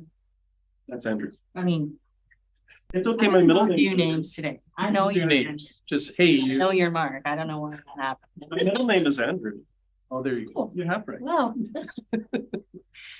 thank you for recognizing me, Chair. I have lots to report. Should probably get on the right point here.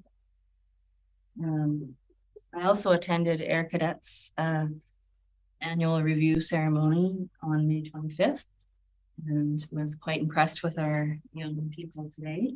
I was unable to make the subsequent ones because they were on Saturdays, which I work at the boatyard for, and so I was unable to make those ones. May 26th, I went to a local Leadership United forum in the Lower Sunshine Coast, which is put on by the Community Action Initiative, British Columbia.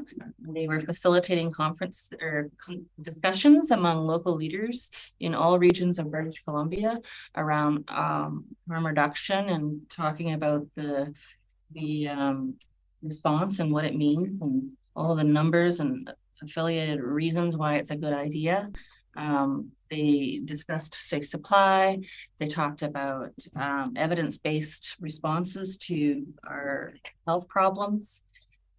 We had great conversations about locally how our community action teams are working and what we're trying to promote locally.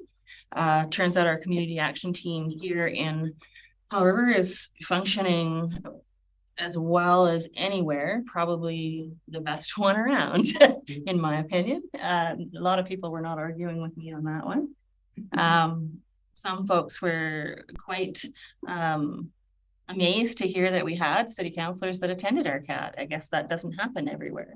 I didn't know that. I thought that was a no-brainer, but anyway, so the broad representation we have from our community members, including pharmacists, doctors, city councillors, just everybody involved in sitting at our CAT made it amazing. Still does.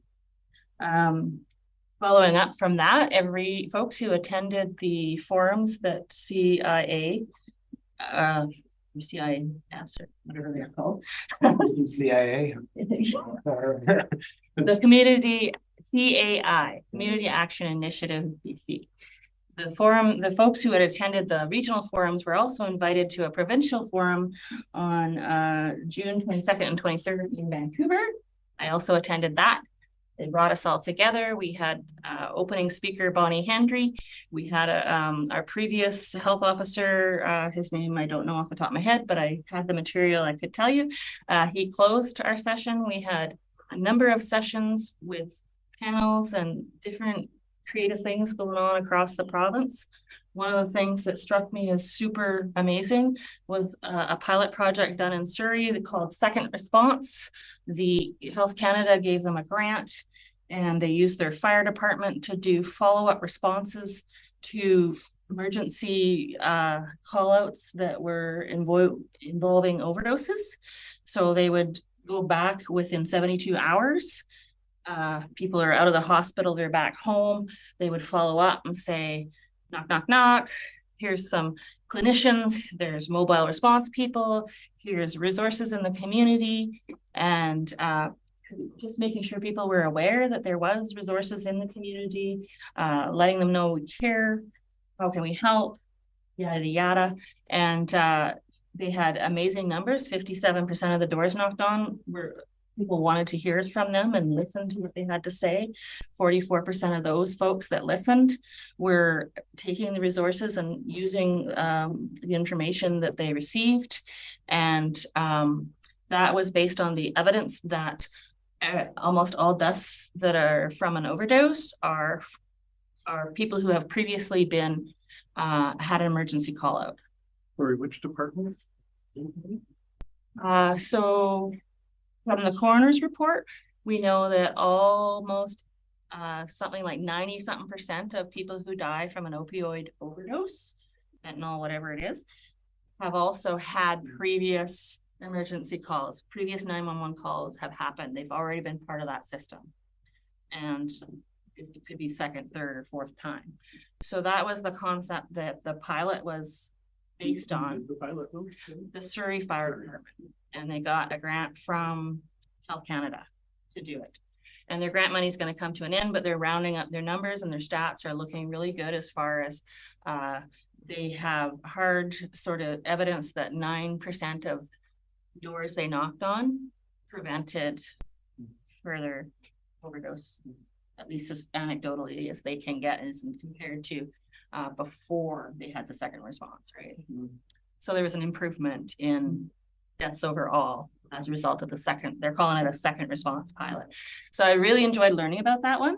It made a lot of sense at the community level that every single thing that improves connection with the community or improves connection with your culture, your family, your community, your spirituality, all of the things that improve connection, make a difference. All of the actions that we do that maybe don't help with connection are harmful. So harm reduction is about reducing things that get in the way of connection and improving things that help with connection to resources, connection to health options, connection to your community, connection to your spiritual health, gardens, you know, they produce connection, gathering, all of the things that you can dream up that would improve people's ability to connect will help. Things that do the opposite, harm. Harm reduction is reducing those things that get in the way of connection. So that's what I learned. It made a lot of sense to me. It gave me some hope for how do I choose what to support as a local government person, and how do I talk about this subject so that it makes sense to other people. So I did the Local Leaders United, and that's what we talked about. I got a picture with Bonnie Henry, so that also made me happy. Just to prove. I did the CAT on June 20th for only about a half an hour because it was overlapped with our Common C3. And I reported out on the Local Leaders United at that forum as well. And they were all very happy to hear that. And I shared my idea about the second responder. They were supportive of getting together and figuring out how we might apply for a similar pilot here in our area. And I thought that was pretty exciting. I met with Galama at the C3 on June 26th, along with all of my colleagues. I thought it was amazing. It was the first time in 2.5 years we had done so. Really happy we've set that first meeting up, that we all attended. It was well attended. The conversation was amazing. We don't know exactly how we're going to proceed, but we're all want to proceed, and that's the main point. So I was really happy about that. Went to Westview Ratepayers meeting on June 8th. They put me on the agenda so that I could report out on my meeting with Michelle Hanna at Vancouver Coastal Health. Michelle Hanna has agreed to meet with me monthly to talk about things with Vancouver Coastal Health operationally here, and I'm liaison for community and governance, and people who want me to bring up issues or discuss them with Michelle, I can do that. Our next meeting is on our next meeting is actually on this Friday, and they've agreed to have me bring the president of the Westview Ratepayers with me to that meeting, so we get to carry on that conversation, and he can report back directly to his folks. I went to the Vancouver Island University year-end ceremony on June 1st, and I saw some other folks there as well, and it was really nice to see the folks who were getting awards and graduating, and some completing their studies and some not quite finished, but there was lots of speakers and people talked about Vancouver Island University and all of their accomplishments for the year. Had coffee with Chris Lightfoot, who's the president of the qathet cycling group, and we got to talk about cycling and all of the things that were maybe supportive and helpful from his perspective. So I really enjoyed hearing that and meeting with him, and I want to meet with him again. Did 2 Prisma concerts, and I just always love Prisma. I never really actually get through that first Prisma concert without tearing up and being just filled with emotion, because it's always so amazing to me that we have that quality of a concert right here in our small remote town, and those folks who from Prisma and other groups who want to go to UNESCO and ask if we can be recognized as an international city of music. And when I sit in those forums, I understand why. Like, why shouldn't we? We have the Juilliard people, we have the people from all over the world coming to our town to play symphony music of the most beautiful quality. And so I think, yes, we could be recognized as a city of music. So I still support that. And I'd like to move forward on that front at some point. I know we've gotten a little distracted with the pandemic and so forth. So yeah, I think that would be a good thing to do. On June 20th, I attended a facility design guidelines rural local government consultation session virtually, and it was about childcare design guidelines. And we didn't get as much uptake on building childcare facilities the first time they rolled it out. They're trying to adjust the guidelines and roll it out again in the near future. So we got to talk about why it wasn't maybe so attractive for local governments to dive into the first program and what the barriers are to that. So I attended that session. I noticed Marika was on board there. She was excited to have me there. We also had some other folks I recognized on, but I don't want to give their names out because maybe I'll get them wrong. I did miss the Vancouver Island Coastal Climate Leadership Steering Committee meeting, but I did call Andrew and say, hey, I'm on the road in Vancouver, I'm not going to make it. And he was able to make it, and I was really happy about that. And so he did the report on that one. I also was unable to attend a BC Ferries meeting, but did touch base briefly with Councillor Jim Palm to get sort of updated on that. And I went back and read some notes, and I noticed there was also a meeting for the Island Coastal Interconnect Community Transportation Study. And they are asking for people to do an online survey, which the deadline is June 30th. And anybody who fills it out gets put in a draw for $100 prepaid Visa cards. So hopefully lots of people hear me and go to VIEA.ca, Vancouver Island Economic. I'll tell you, just give me 2 secs.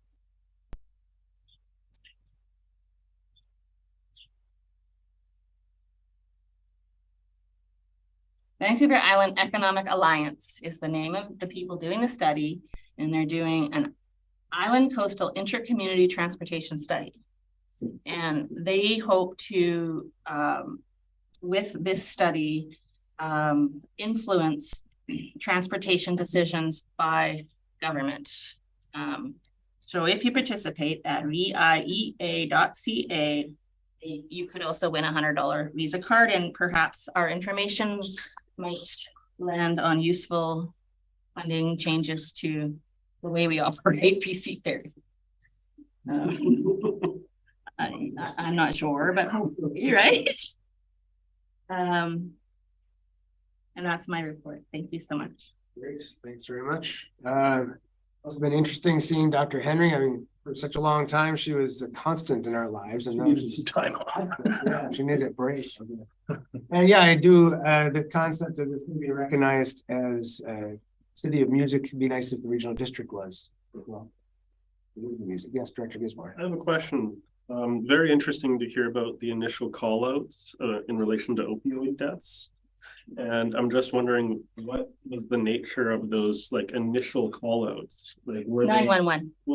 Yeah, 911, but were they for like say someone having an initial overdose, or would it be like say someone was injured and then later on they get onto the opioid? So that's kind of where I'm curious as to, there's an initial 911 call and there seems to be that they're already in that 911 system where there's the overdose. And I'm just kind of curious as to that early one, but I'm not sure if that information's available. So the Surrey Fire Department is a lot like ours. They're backstopping the overstrapped ambulance system and are often called out at the same time as BC Ambulance.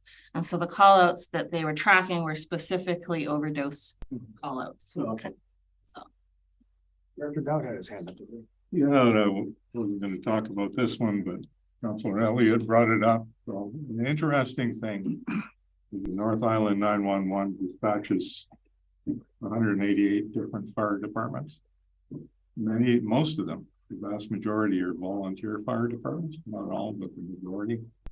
And many volunteer fire departments, with their difficulty in staffing, are deciding not to respond to first responder calls. So there is in the North Island 911 stats and stat they call first responder no response, and that's where they might get a call from ECOM and from the ambulance service saying we don't have an ambulance or it's going to take too long to get to this particular place. We'd like the local fire department to respond. North Island 911 looks at the fire department's capabilities. If that fire department is not doing first responders, then they don't dispatch them. Then the fact to keep the ambulance. So I really see the value of a second responder program. But the fact is that in many places there are local fire departments made up of volunteers who are suffering burnout. There aren't enough of them, and they're making a decision not to go to first responders to leave on first responses to leave up to use the ambulance. So the chances that they would be able to do a second responder program are not very high. So what I'm saying is we really need to think about recruitment for fire department and how we're going to make it attractive for people to participate so we can get that number of volunteers up throughout our entire area. Thank you for your comments. All right, we've reached the end of the director's reports. We're up to consent agenda. Anybody have anything you want to pull from it?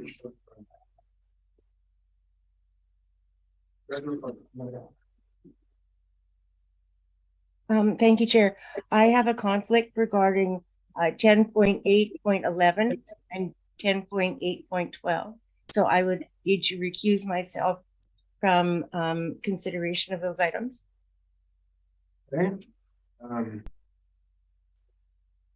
10.8. Yes, yeah, the two grants too. to tact? You're in the. Where are we? Go ahead. Director McCormick, sorry, thank you to the chair. Are those, is the item you're referring to the Texada Arts? Yeah.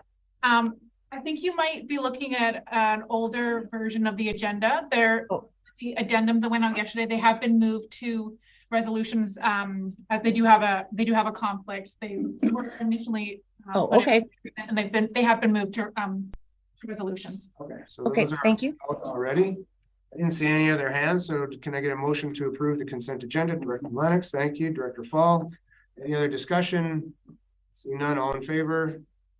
Any opposed? None opposed, motion carries. Let's go down to. We have no items removed from the consent agenda, so we are on.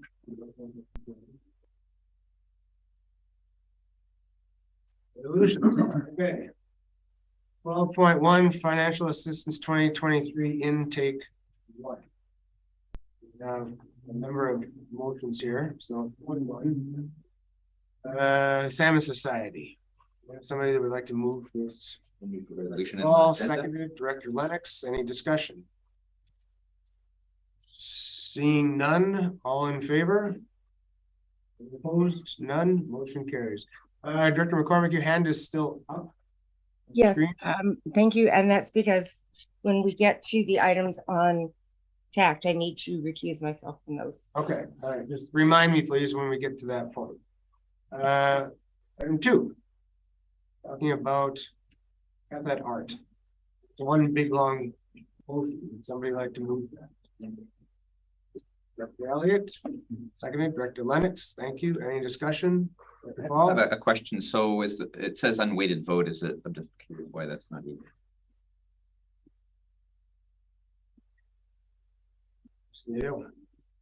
Through the chair, because technically if we were to split these all out, we'd be voting on a service.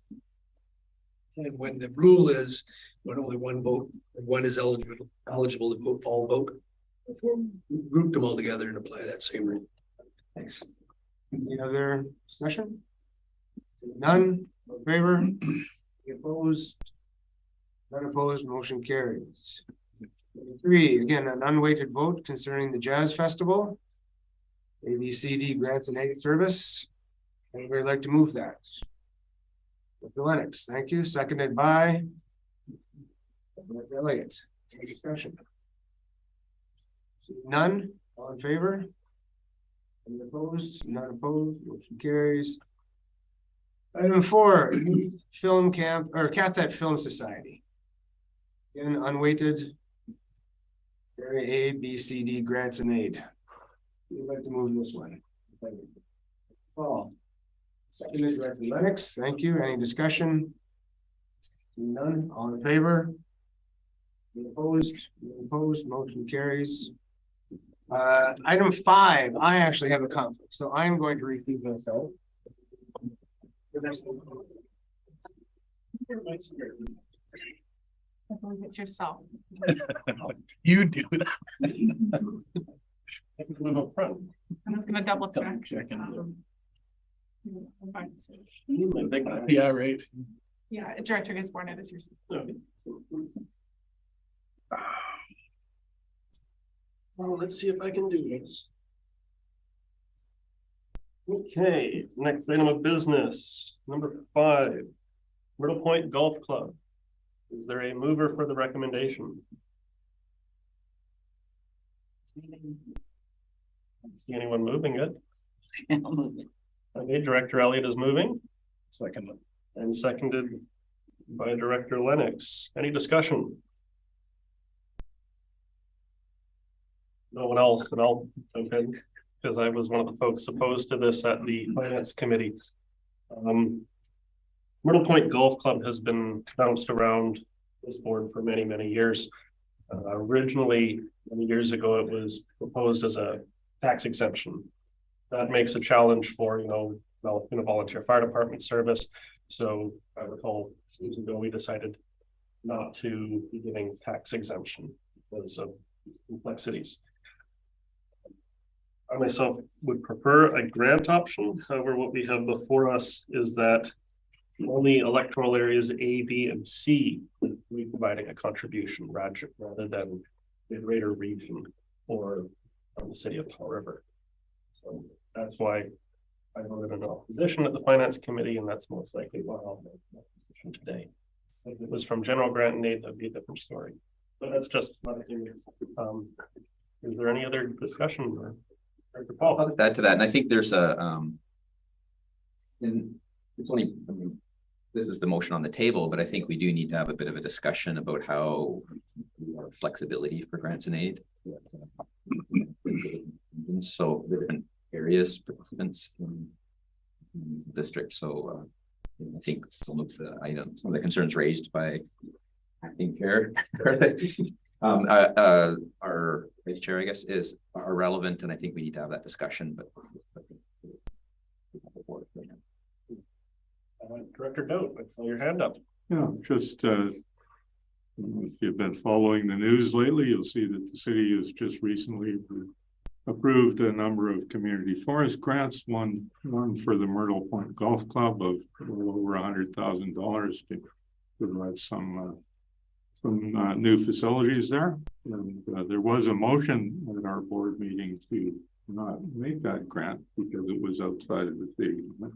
That motion didn't pass, but I think if we're going to talk about suggestions that the city should provide something, we recognize that the community forest has provided much in excess of what the regional district plan is intended to be. Recognizing Director Lennox. Yeah, I have some of the same concerns, seeing that area A, B, and C are the only contributors to this. And of course, area A, due to our assessed values, pays the lion's share with most of the grants. And, you know, I have had people in my area mention this to me, that, you know, not a lot of folks from area A are you know, using this facility. So I do struggle with these types of applications and and how we pay for it, I guess I'd say.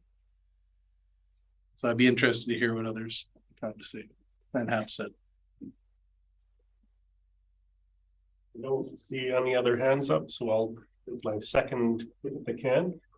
Thank you, Director Dote, for that information about the community forest. So my understanding is that community forest is taking some money over to another point. Is that correct? Yeah. In that case, my opinion has been changed on this request. So thank you for that information, Director. Is there any other discussion? Okay, I'm going to call the question. All in favor? Any opposed? Director Lennox is opposed. I didn't see if Director McCormick was in favor or not. It was some leg. Oh, I'm seeing a nod. So yeah, Director McCormick's in favor. Okay. So that passes, and that brings us to item number 6, which is when we should be bringing in our main chair. You were just gonna keep going there. No, I'm done. That meeting is adjourned, Clay. Sorry. He might be okay with that. Oh, I was about to call a 5-minute bio break. They're taking them anyways. Okay, item 6, right? Yeah. $2,000 for the Skeety Island Nature Conservancy. Seconded Director Lennox. Any discussion? Seeing none, all in favor? Any opposed? None opposed, motion carries. Item 7. $10,000 to the Skeety Community Association and $24.45 to So moved. Paul moves it, Director Lennox seconds it, and Thank you, Chair.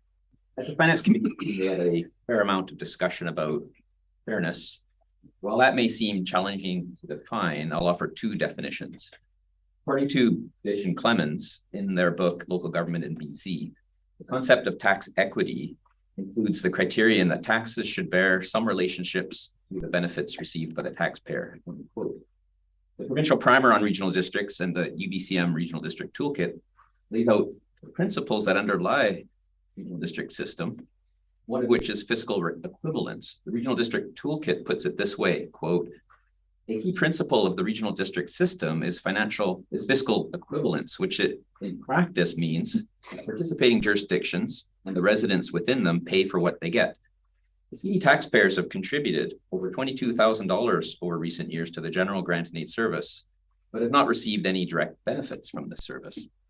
That said, I believe that we need to consider regional benefit broadly, both geographically and over time, so that we can collectively provide the highest benefit to our residents. Given the challenge of any project providing direct benefits to the entire region, fiscal equivalence and tax equity for the Skeety can be supported by this board supporting occasional general grants and aid projects from the Skeety applicants. And these two projects have regional benefit.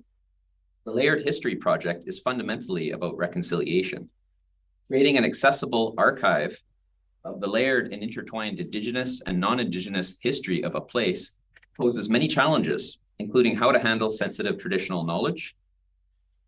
Professor Lepofsky and her team have the skill and capacity, as well as relationships and partnerships, including with the Tla'amin, Qualicum, Pomox, and Wewakam First Nations. Use of the software is being contributed for free so that effort can be focused on content. Education is essential to reconciliation. Education about the historic past so we can better understand how we got here, and education about contemporary issues such as treaties to help us move forward together in a good way. This project can forge a path so that other projects may follow, providing benefit across the region. The Linked Landowner Stewardship Program will provide a template for private land conservation in the coastal Douglas fir and associated ecosystems. Only a few percent remain intact of this area. Only a few percent are protected, and the large majority of it is in private ownership. Over half has been converted to non-forest. I confirmed that Link will work with others in the region and other groups in the region that this program, so that this program can provide a template to apply or adapt elsewhere for the benefit of the region as a whole. I ask your support for these two applications. Any other discussion? Thank you, Sharon. Director Fall has brought forward something very important. Fair tax equity. I agree with Director Fall. There has been many years where the Skeety has been paying into general grant and aid for things that can be argued does not provide a benefit to the Skeety Island. And I think that our board, in the spirit of working together, should keep in mind what that amount is. I hear $22,000 from Director Fall, but I would also like to find out how much from our staff. I don't want to doubt Director Fall, but I would like to have a little bit more information. And I guess my question is, could this matter be postponed to the next Finance Committee meeting to get more detailed, get those figures and how far back we're looking? Just so that way we can kind of make sure that we are evaluating on this kind of fair tax equity. I'm not saying I'm in opposition. I'm just saying I don't really know if I have enough information and whether enough information has been vetted by staff. And I do have full confidence in Director Fall's mathematical abilities because he's always been very astute. So okay. Elliott, followed by Director Gell. Thank you, Chair. So the principles that Director Fall has laid out are not anything I would argue with. Generally, I support the concept, but I'm feeling uncomfortable in this case because not all of the motions that I thought were necessary made it to this list of motions today.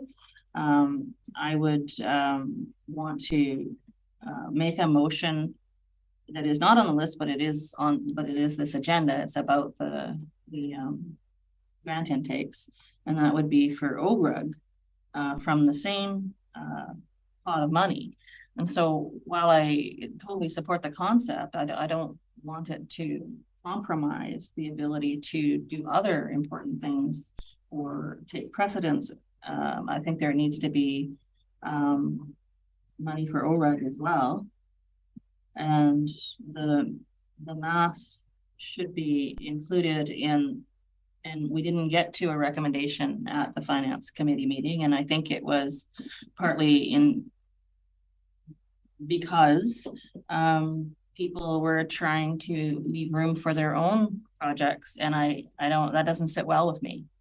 So I would suggest we wait on this one until we can come to a better understanding of some of the other important things. I don't think any of us wanted ORUG to get nothing, and right now we have no recommendation for ORUG.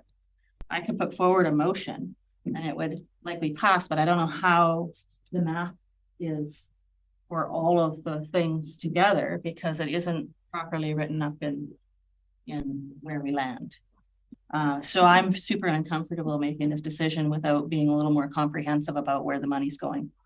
And that's kind of how I feel right now. So I don't want to support this until we have all the numbers together and an understanding of where things are going. So that's how I feel. Thanks. I agree very much with what Councillor Elliott has just said. What we're doing right now, we're going through and apportioning money that's budgeted for grants. When we approve these, it'll be done. When we way to change that, we'll be reconsidering. I had intended to bring two motions myself today, one about lift and one about ORUG. And I agree with what Councillor Elliott is saying. All these motions are approved. We're not sure if the funding will be there. The decision has been made that we'll deal with those later. But on the question of fairness in general of the grants in aid service, we have a grants in aid service. And if we want to talk about the fairness, I think we could address that with our budget consults and with our discussion. I've heard presentations at the board saying this grant area and that grant area should be available only for electoral areas. Well, maybe that's the way it should be. But maybe there should be adjustments in the grant and aid service. I think if we're going to talk about that, we could do it on the whole table, full consideration of what each electoral area inputs, including my electoral area, which is a municipality, and look at all of the people who contribute and what direct benefit they get. And then we'll look at the whole picture. I don't think we have to do that now, but I'm considering, what the totals will be in my vote now. And I'm considering that we can deal with the granting aid in the future. Maybe it needs to be changed. Maybe it needs some drastic change. Okay, do we have any other comments at this point, Director Fall? Yes, thank you, Chair. We had some financial information provided at the Finance Committee meeting, and I see Mr. Cohen on the screen. So I guess first I'd like to ask through the chair, if I might, Mr. Cohen-Hoven, if this was to pass, and assuming the next one, the Powell River Therapeutic Riding Association, so the ones on the agenda for general grant and aid, what would the balance remaining be in the general grant? Cohen-Hoven? Thank you, through the chair. So the balance remaining, assuming all the general grants and aid motions pass today, is $60,555 in the general grants and aid pot of money. So that would be sufficient for the ORUG request. Thank you very much. Thank you for that. So I'd just like to follow up on some of the comments made about not knowing the information. That's the information. The ORUG, and I believe we should be looking at these things a little independently, but they need to be looking at the total context. So in the context of the total, there is sufficient funding. ORUG asked for 58,000 something, more than 25%. 25% of their total request was 56,000 something. We had discussion about a number of other options that none of them passed at the committee meeting.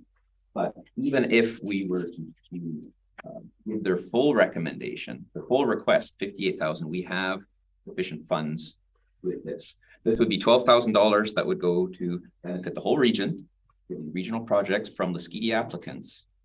And they happen to be from Lasqueti applicants. It's far less. We could go over the numbers that I quoted were from 2010 to 2022 or 2023 for what these contributed. And regardless, it's actually 22,800 about, and these are 12,000. So it's much less than what Skeety's contribute. I do not want to get into penny for penny. I don't believe that. I said that in my comments. We should be working together for benefit, for fiscal equivalence, tax equity. And this would provide that tax equity. We have the money to do it. We have sufficient money to have whatever we've decided at the high end or the lower for ORUG. And the lift application, which I with a great organization, that's from the social planning service. That's a separate service and funding stream altogether. The only outstanding general grant and aid request that we haven't resolved that we from the applicants is ORUG will have sufficient funds for any of our options. It does not foreclose anything to adopt these and pass these.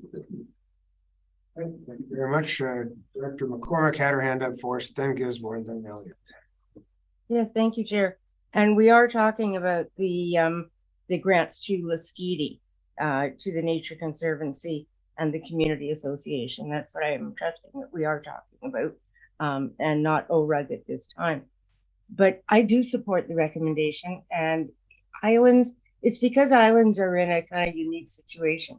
Yes, we're part of the region. Do we really benefit from a lot of things? Area D contributes toward, the Jazz Festival. Do I know anyone from Texada who went to it? I do not. The film festival, do I know anyone from Texada who went to it? I do not. But I accept these things are part of the region, and that sometimes you have to put on your regional hat and, take off the, little area hats that we wear and say, okay, does this benefit the whole region? Am I part of the region? Yeah. And I think that's the case with these two items on Laskeety. They do provide added benefit to the region in terms of land conservancy and in terms of the, the history that would be presumably in the public, for the public to enjoy and for the education of everyone who visits. So, I think we all have to say, okay, we can support these on the basis that Laskeety is part of the region. They contribute to things that they don't benefit from, just like Texada. But you know what? I think these are worthy projects, and they are worthy of our support, and that is regardless of any other subsequent motions that may come along. So I encourage support from the General Grant and Aid Service for these applications, and that's all I have to say. Thank you, Chair. Great. Thank you, Director McCormick. Prior to going to Directors Gisborne and Elliott, because they've already spoken, I'm just going to say that I'm going to be in support of the motion as is because of the comments that have been made, and also the report by Mr. Cohenhoven that we have enough money in the fund in the grant to fund it independent of whatever happens with.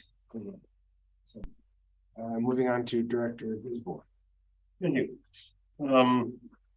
This decision is about our general grant and aid service, and how Laskeety Community Association and Laskeety Island Nature Conservancy impact the general grant and aid service. ORUG is something which is still to be considered. LIFT, while the application and the staff recommendation was from social planning, my concern at the Finance Committee was that why should just the electoral areas contribute towards LIFT? It should be full region. That's one of my kind of hiccups on this, is that when we do go to the Finance Committee, it's not just ORUG we're going to think about, it's also going to be LIFT. My suggestion at this point is, if we do want to catch up on many years of, in my opinion, what's tax inequity problems, is we should be adjusting the general grant and aid amount to make sure that we can provide the funding. The other thing that makes me a little bit concerned is that if we vote on this item today, and keep in mind it is a weighted vote, if it is defeated, then it becomes very difficult to bring this back before the Assembly. I'm going to wait to hear what Director Elliott says, but if it appears as though it can be defeated, it goes to a weighted vote. I would much rather see this be forwarded to the finance committee. Make sure that, it doesn't just die. Because Director Fall is correct. This does have merit and value for our region. But we also have a limited pool to draw from and two other very large asks for the region in general. So that's my thoughts. Thank you, Chair, and thank you, Director Gisborne, for making some of the points that I want to make. I'm not opposed to this, but I am opposed to supporting it at this time when I'm uncomfortable with where we're at with ORUG and LIFT. I've stated in all of the meetings that I am not comfortable with the decision of to not put forward a recommendation for LIFT. I'm not comfortable not putting forward a recommendation for ORUG. I do understand that the recommended approach was through the social and planning, but because people were uncomfortable with putting a grant to LIFT forward for a service that the city was not part of, that puts this particular grant and aid back on the table, and I think it ought to be considered again. I would like the cumulative effects of everything we're recommending to be discussed appropriately, and I'd like us to land somewhere where I'm a little more comfortable before I can support something, and it's in excess of what the staff had recommended. This is in excess of what the staff had recommended. So the committee came to a decision to recommend this, which I'm not opposed to, but I'm not comfortable with it because we don't have the cumulative impact for all of the things that we need to put on the table for our grants and aid projects. So I would not vote in favor of it at this time, but if we could put it forward with a package that did include the more comprehensive package, I would probably be more supportive at that time. Okay, Director Doubt. I'm going to make a motion to postpone the decision on this item number 7 here until after the finance committee has made a determination on the motions regarding LIFT. Second. Is there any other discussion on the motion to postpone? Director McCoy. I'm in favor of that motion, and because it allows us to have at the committee level another conversation and come to some sort of arrangement together around what we think is best. I think the nature of this particular fund where we have weighted votes can cause a lot of divisiveness if we're trying to push each other around.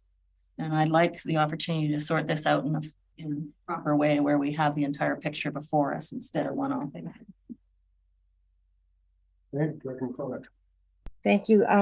I will also speak in favor of the motion. I'm certainly very happy to vote on it today, but I would rather see this be postponed than be defeated. So I think given the concerns around the table, it's probably a good way to go. And we will be reconsidering it obviously next month. So thanks, I'm in favor of it. Yeah, I like Director Doubt's motion with one small reservation. I believe the motion is that we will consider the Lesquiti Island Nature Conservancy and Lesquiti Community Association after LIFT and ORUG. Together with. Oh, together with. Because I thought I heard after. Together. Well, at the same. Because when well, yeah. Sure, maybe we should ask for some clarification from the mover. Yeah. The intention was to bring that to LIFT one after. That will give an opportunity when everybody on the board can see the report, knows what's on the agenda, to make the decision. And as Councillor Elliott has said, there may be some opportunities to move things around and make them all fit. Which might be a better idea in my mind than just turning a resolution down. So mechanically, through the chair, you're asking to postpone this decision until after LIFT and ORUG have been discussed. I think I need to ask, how did you envision after being at that very same meeting? Because this motion is already on the books, so there's no working around with this. Or meeting after that, this would be appearing at the next board meeting at the same time the other committee meeting decisions appear. My interest is in trying to find a way that the board can collaborate in making decisions in the most effective way. That's why I use the word after. That leaves it open to discuss it right there at the finance committee. If people are going to say because of the rules of order, because of some other reason that we can't consider it, then we have to consider it at the next board meeting, then be that as it may. I think we could talk about all three at the same meeting. Because they may, first off, there may be no conflict between approving us. And secondly, there may be some need for adjustments between the two. I think that or the finance committee makes more sense. If we determine when we're at the meeting that that's somehow redundant or inappropriate, then we will have another board meeting next month. Yeah. Then through the chair, I think the proper wording would be that you refer this back to the finance committee. I would second that if that was the motion made. I think that's a correction. It's going to be referred back to the finance committee, and we're going to be talking about all three of those situations at the same meeting. Makes sense to me. Hopefully we can resolve them. Okay, Director McCormick, I saw your hand up. Yes, thank you. And I support the amendment, and but I do have a quick question. Will this be on the agenda for the July Finance Committee? Through the chair, if the motion to refer this back to the committee meeting is passed, yes, it will. Okay, and will there be at that same discussion an opportunity to consider all of the requests at the same time? The chair, General grant name. Through the chair, I believe it is the intention to also discuss the ORUG application and the lift application at the same meeting. Okay, thank you. Okay, so no other hands up. We're discussing, or we're voting on the concept of postponing this until we're sending it back to the finance, referring it back to the finance committee meeting. So all in favor? Opposed?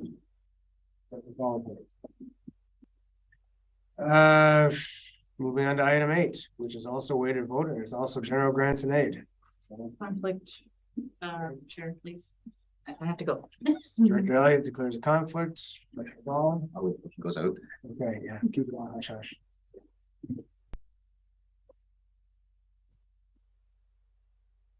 I'll move to refer this to the finance committee meeting. Seconded by Lennox. Discussion. If we're going to discuss general grants and aid, then I think this one should be there too. The CD contributes to it, and I think if we're going to have that discussion, we need to be fair and equitable to all grants that are above. I agree with Director Paul on this one. I was ready to vote in favor of this, but Director Paul is correct. We did just make a decision to consider a number of big ticket items for general grant and aid. And therapeutic writing is absolutely a general grant and aid service. And when we deal with the finance committee, we could actually see a benefit for social planning or other grant sources. We get $5,000 is $5,000, and that may be able to free us up to alleviate some of the concerns. So yeah, support sending this back to finance. Okay, seeing no other hands, all in favor? Opposed, none opposed, motion carries. I feel like giving Sherry. Thank you. Moving on to item 9, $9,999.87 to TACT. So do we have a Sandy? Director McCormick has moved it. Yes. Oh, sorry. No, I must recuse myself. I'm in a conflict. So do you want to turn me off and turn me on again then? Delete. Sherry's just moving. I know. It's true. Okay. So do we have a mover and a seconder? Move it. Gisborne, seconded, Director Lennox, any discussion? Gisborne, This is a really interesting item because now it's areas A and C, the way to vote. Which is interesting because area A pays the most, but area C has the 2 votes. So, yeah, that's very interesting in how this regional district reversed. I don't get to vote on this one. any other discussion? All in favor? Opposed, motion carries. All right, let's welcome. Sorry? Oh, that's right, there's another one. There's 2. Okay, now this one, I think, No, it's all of us. oh yeah, This is the this is the B, right, okay, so we got now item 10, $2,000.13 to tax from area. I'll move the motion. Second. All right, Gisborne and Lennox, any discussion? This is area B's little dinghy coming up behind the economic development boat. Also providing a little bit of fuel to keep that boat going because we participate in our own unique little way. Happy to support. Great. So no other discussion, all in favor? Opposed, motion carried, let's welcome the public back.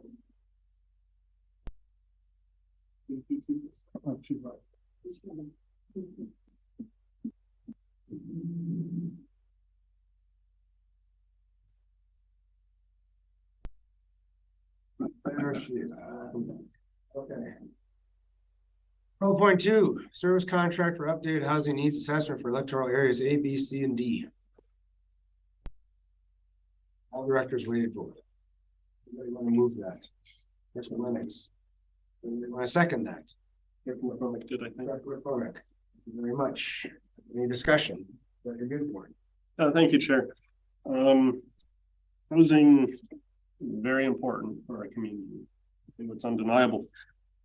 The planning committee is in the process of conducting public engagement for changing the OCPs for areas A, C, and D.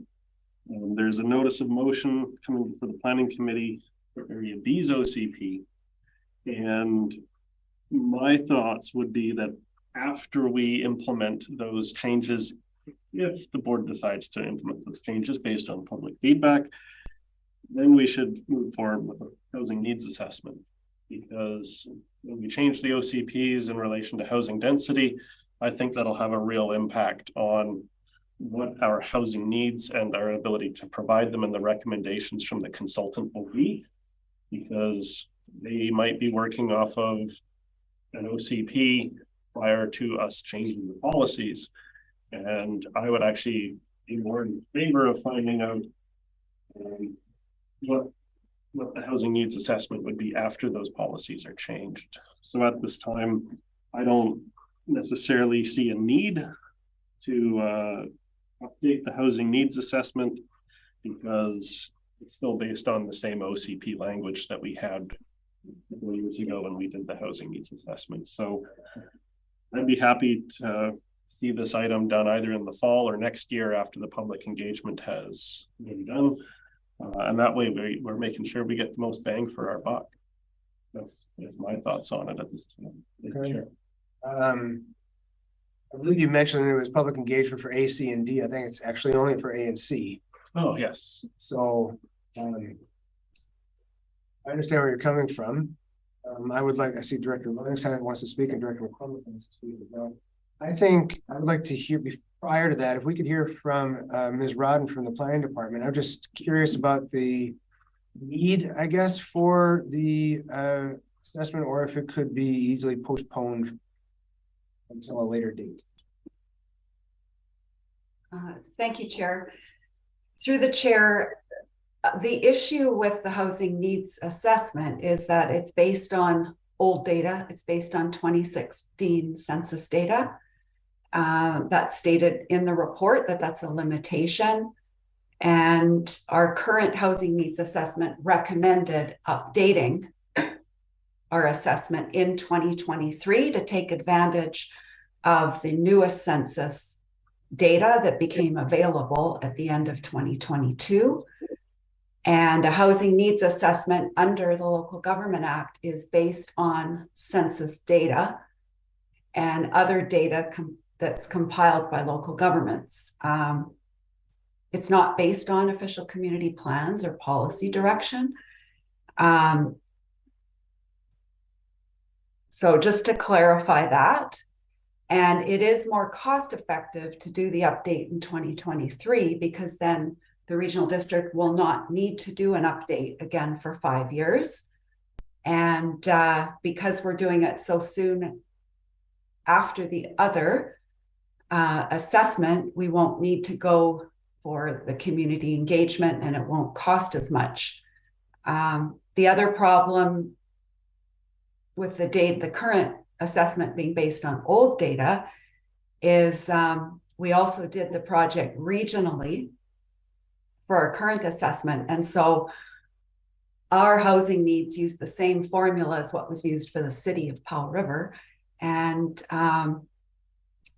we've learned over the last year that there are differences in between urban and rural communities and their housing needs. So that's why we've recommended to move ahead with this project this year.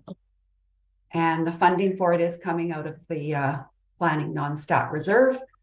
So it wasn't new tax money. Thanks very much. I have Directors McCormick, Lennox, Elliott, Doubt. So Director McCormick. Yeah, thank you, Chair.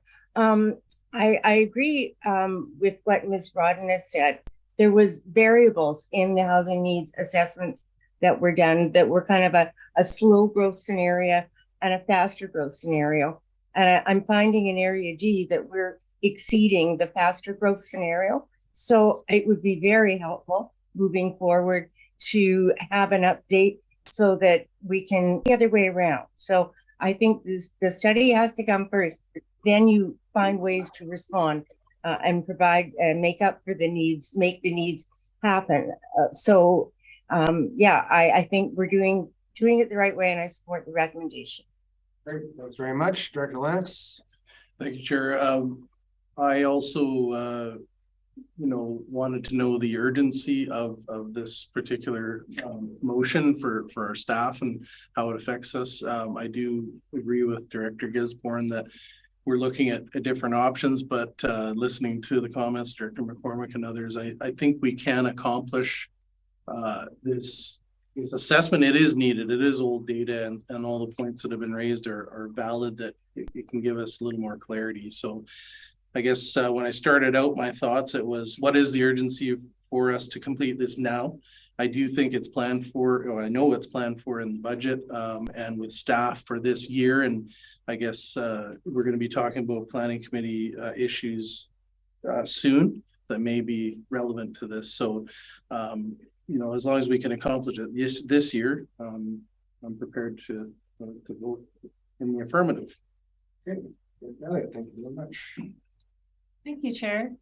So it all makes very good sense. I noticed it's a vote for all directions weighted, and the assessment is for electorals A, B, C, and D. The housing study we're referring to included the city, and this motion does not. So can someone help me understand why we wouldn't update the entire study, or the study that applies to all the areas that were part of the original? Through the chair, I'm going to start with answering another question that may be having you go on the tangent that you are. The reason it's everybody is because it's a contract. If it wasn't a contract, then only the ABCD would be talking about it, and then you wouldn't be probably questioning what the city is now. I'm just wondering, I know the study has stats that are old for the city as well. It sounds like what we're going to do is take all the new numbers, plug them into the old study and just update what was already done to include the new statistics. And wouldn't it make sense to also include the city in that as well? And I just wondered why it's not. Chair, one of the other things that I pointed out was the housing needs are different. So I'll be focusing on RD type housing requirements. Now, why we've not invited the city in, the city is not here to come in, I do not know. So I'll turn that over to Laura to respond to. Okay, thank you. through the chair, I have talked about housing need report implementation with Daniela Ferguson. We talk often. There is not a corresponding recommendation for the city in the housing needs report to update your needs assessment in 2023. I can't answer the question as to why it's not, but that's why we haven't developed a corresponding update for the city at the same time. Thank you. Director Dowd. So I'm going to answer Director Lennox's question. What's the urgency with all of this? The urgency with all of this is that locally, in the regional district, in the city, in the province, and in the country, we are in an expanding shortage of housing. We have a housing shortage, and it's not getting less short. It's not, there is not more supply. We need to do something about growing the housing in our regional district and in our city and in our province. And that's the urgency of it. Today, this week, I was looking at the CMHC's application process for the Housing Accelerator Fund. It talks about municipalities or regional districts that have a target to expand housing over 5 years for around 500 units. If we can create a plan to do that, we can access upwards to $16 million to help do planning, OCPs, and various other things that contribute to that. One of the requirements that the grant funders have is that you have an updated housing needs study. So the urgency is there is a housing shortage nationally and locally. And the reason to update the study is because that will allow us to get grant money from other people like the CMHC who are willing actually to give us millions of dollars in order to do something about housing and actually create houses. So I'm in favor of this because I think it's a good idea and will give access to more public funding so we don't have to collect from the taxpayer and will provide a chance of having more housing. Ms. Warren. Thank you, Chair. I agree with Director McCormick that what we do is do a housing needs assessment, and then we update our OCPs and our land use plans in order to reflect the need outlined in the housing needs assessment. We have done a housing needs assessment. We're in the process of updating our OCPs. That's what we're doing right now. This expense of $12,500 is coming out of the planning services reserve. So it doesn't result in new taxation, but using the reserve is old taxation. It's still money that came from the local property tax, came from the local homeowner. And I'm getting concerns from members of the public that property taxes keep going up, and that's impacting their ability to afford their home. They rent, they charge rent. So I agree with Director McCormick. We do a housing needs assessment, and then we update our OCPs and update our plans. And I'm saying that we have a housing needs assessment, and we are right now in the process of trying to update some of our OCPs.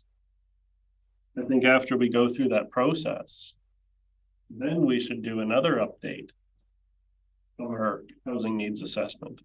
And I would like to find out more information about this grant source that Director Dowd is referring to, because maybe the stipulations on this grant source might have something to do with, fast tracking building permits or changing zoning bylaws.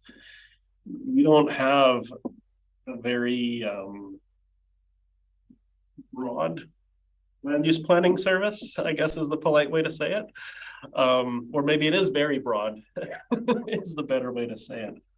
So what I'm seeing is a $12,000 expense here to update our housing needs assessment that'll come from areas A, B, C, and D, and to tell us something that I think we all know. We know locally where we have a severe shortage of housing. this province has a severe shortage of housing, and it's even being reported by the BBC that British Columbia is one of the most unaffordable provinces in Canada. It's well known. We have a housing needs assessment. Yes, it's based on 2016 data. But one of the things I always hear from members of the public is, are you guys going to study a problem, or are you going to take action on a problem? I think we've already studied it, and I think it's better for us to be putting our money towards taking action. So I don't see the urgency with this item, because we got to get through that next step of updating our OCP at this time. Thank you. Okay, I don't see any hands up. Director McCormick, you have your little. Yes, Chair, I do, because I think we're getting off topic. The motion is to contract Patricia Maloney to do the updated studies. I think that's the motion on the table. So I'm just asking that we can focus on that motion and maybe end debate. I'm ready to call the question right now. Call the previous question. Yeah, so all in favor of the motion in front of us? Any opposed? Director Gisborne opposed, motion carries. Before we move on to bylaws, I'm gonna call a 10-minute break if there's no against that. Oh, thank goodness. So should we reconvene at 3:55? Reasonable?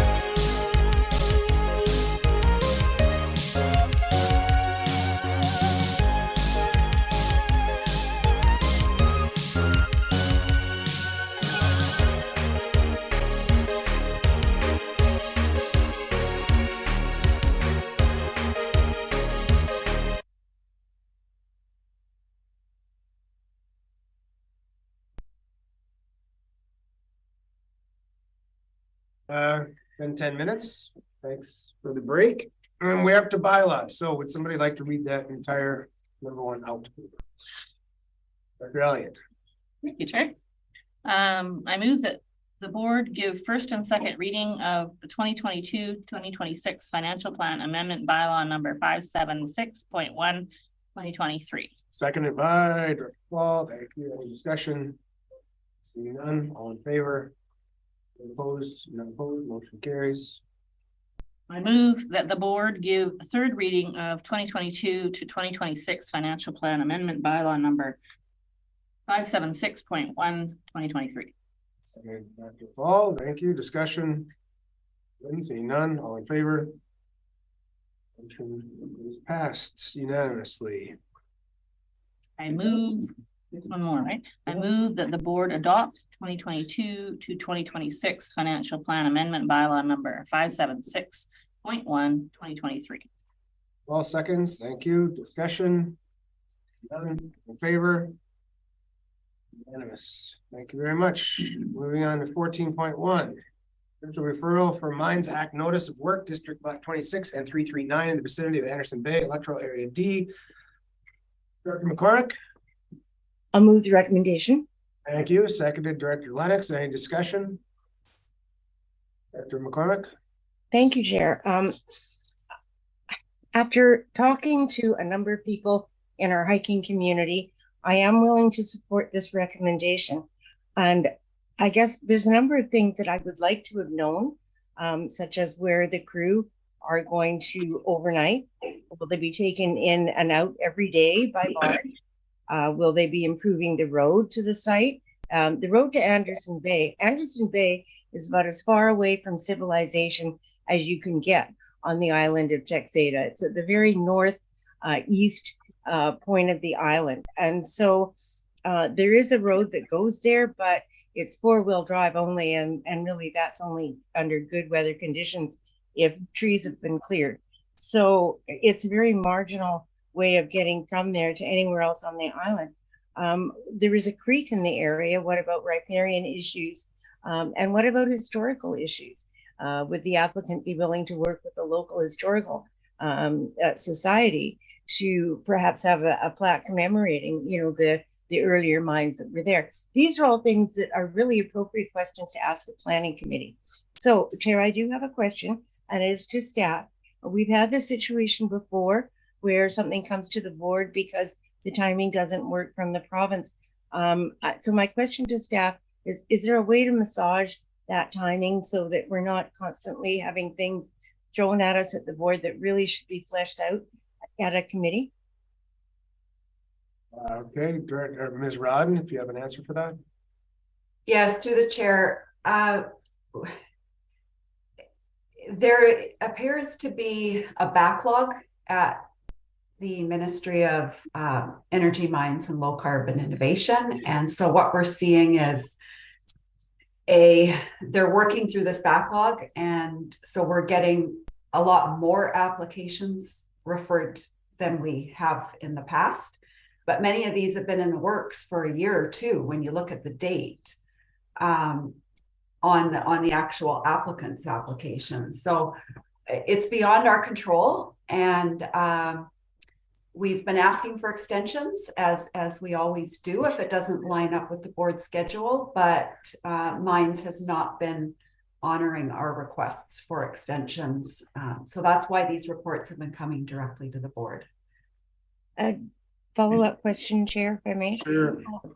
Do you anticipate any more coming forward for our area or for the region?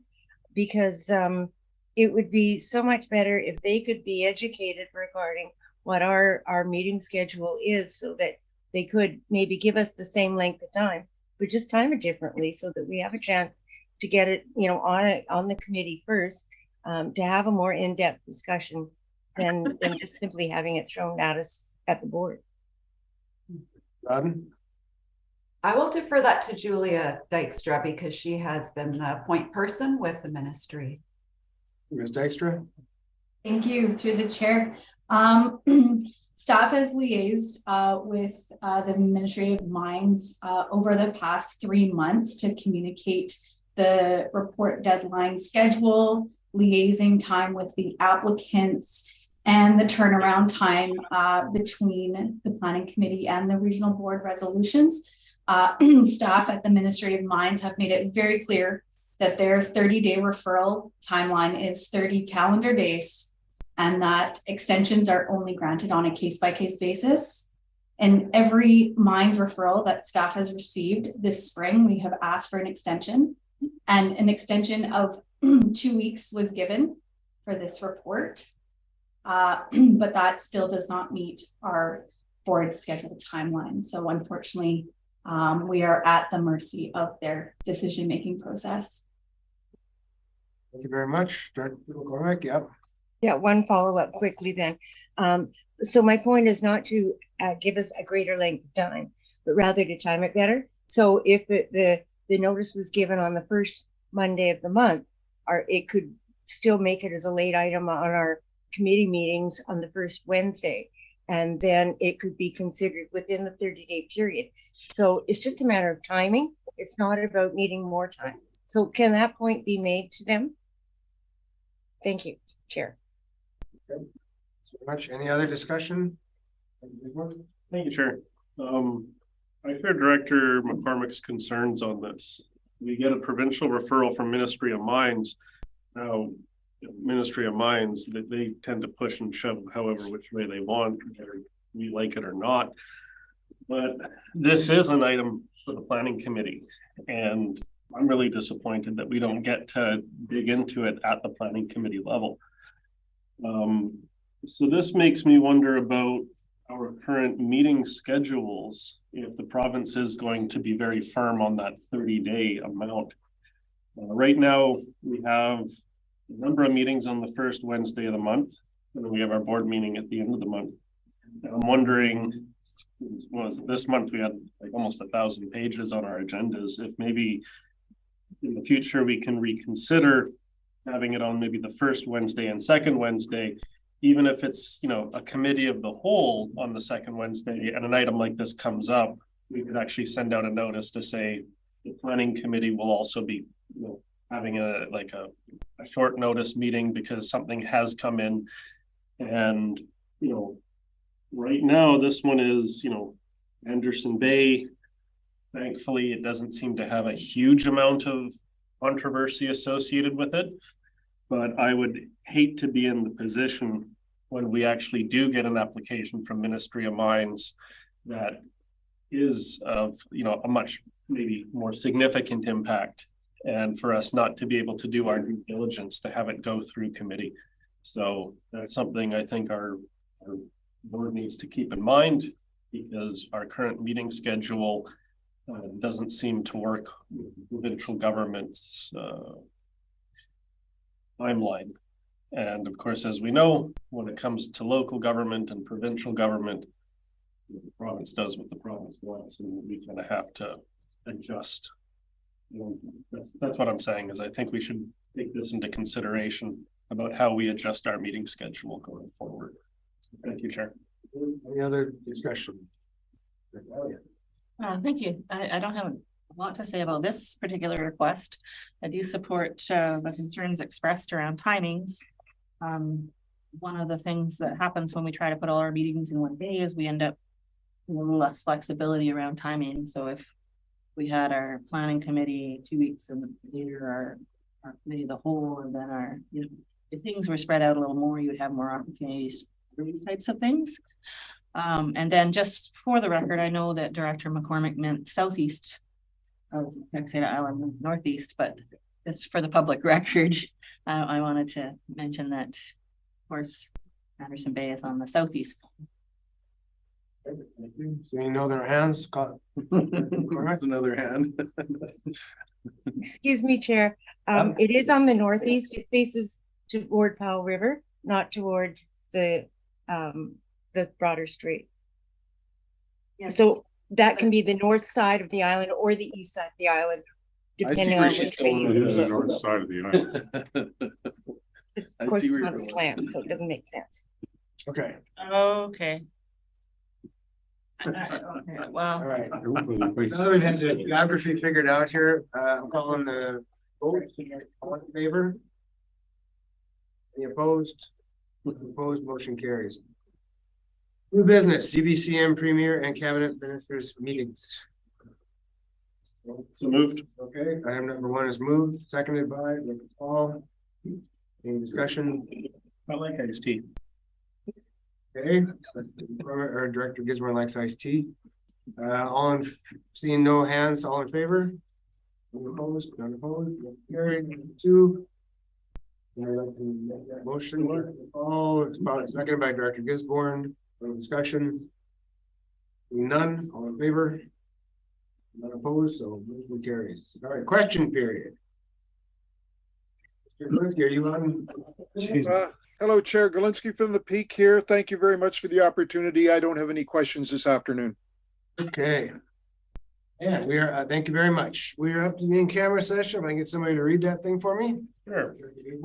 I move that the board move in camera, that the meeting be closed to the public on the grounds that the subject matter to be considered relates to matters covered by the community charter under section 91I, the receipt of advice that is subject to solicitor-client privilege, including communications necessary for that purpose. K, negotiations and related discussions respecting the proposed provision of a regional district service that are at their preliminary stages, and that, in the view of the board, could reasonably be expected to harm the interests of the regional district if they were held in public. L, discussions with regional district officers and employees respecting regional district objectives, measures, and progress reports for the purposes of preparing an annual report under section 98, annual regional district report. And N, the consideration of whether a board meeting should be closed under a provision of this subsection or subsection 2. Thank you very much. Do we have a seconder? Lennox, discussion. All in favor? We are going in camera.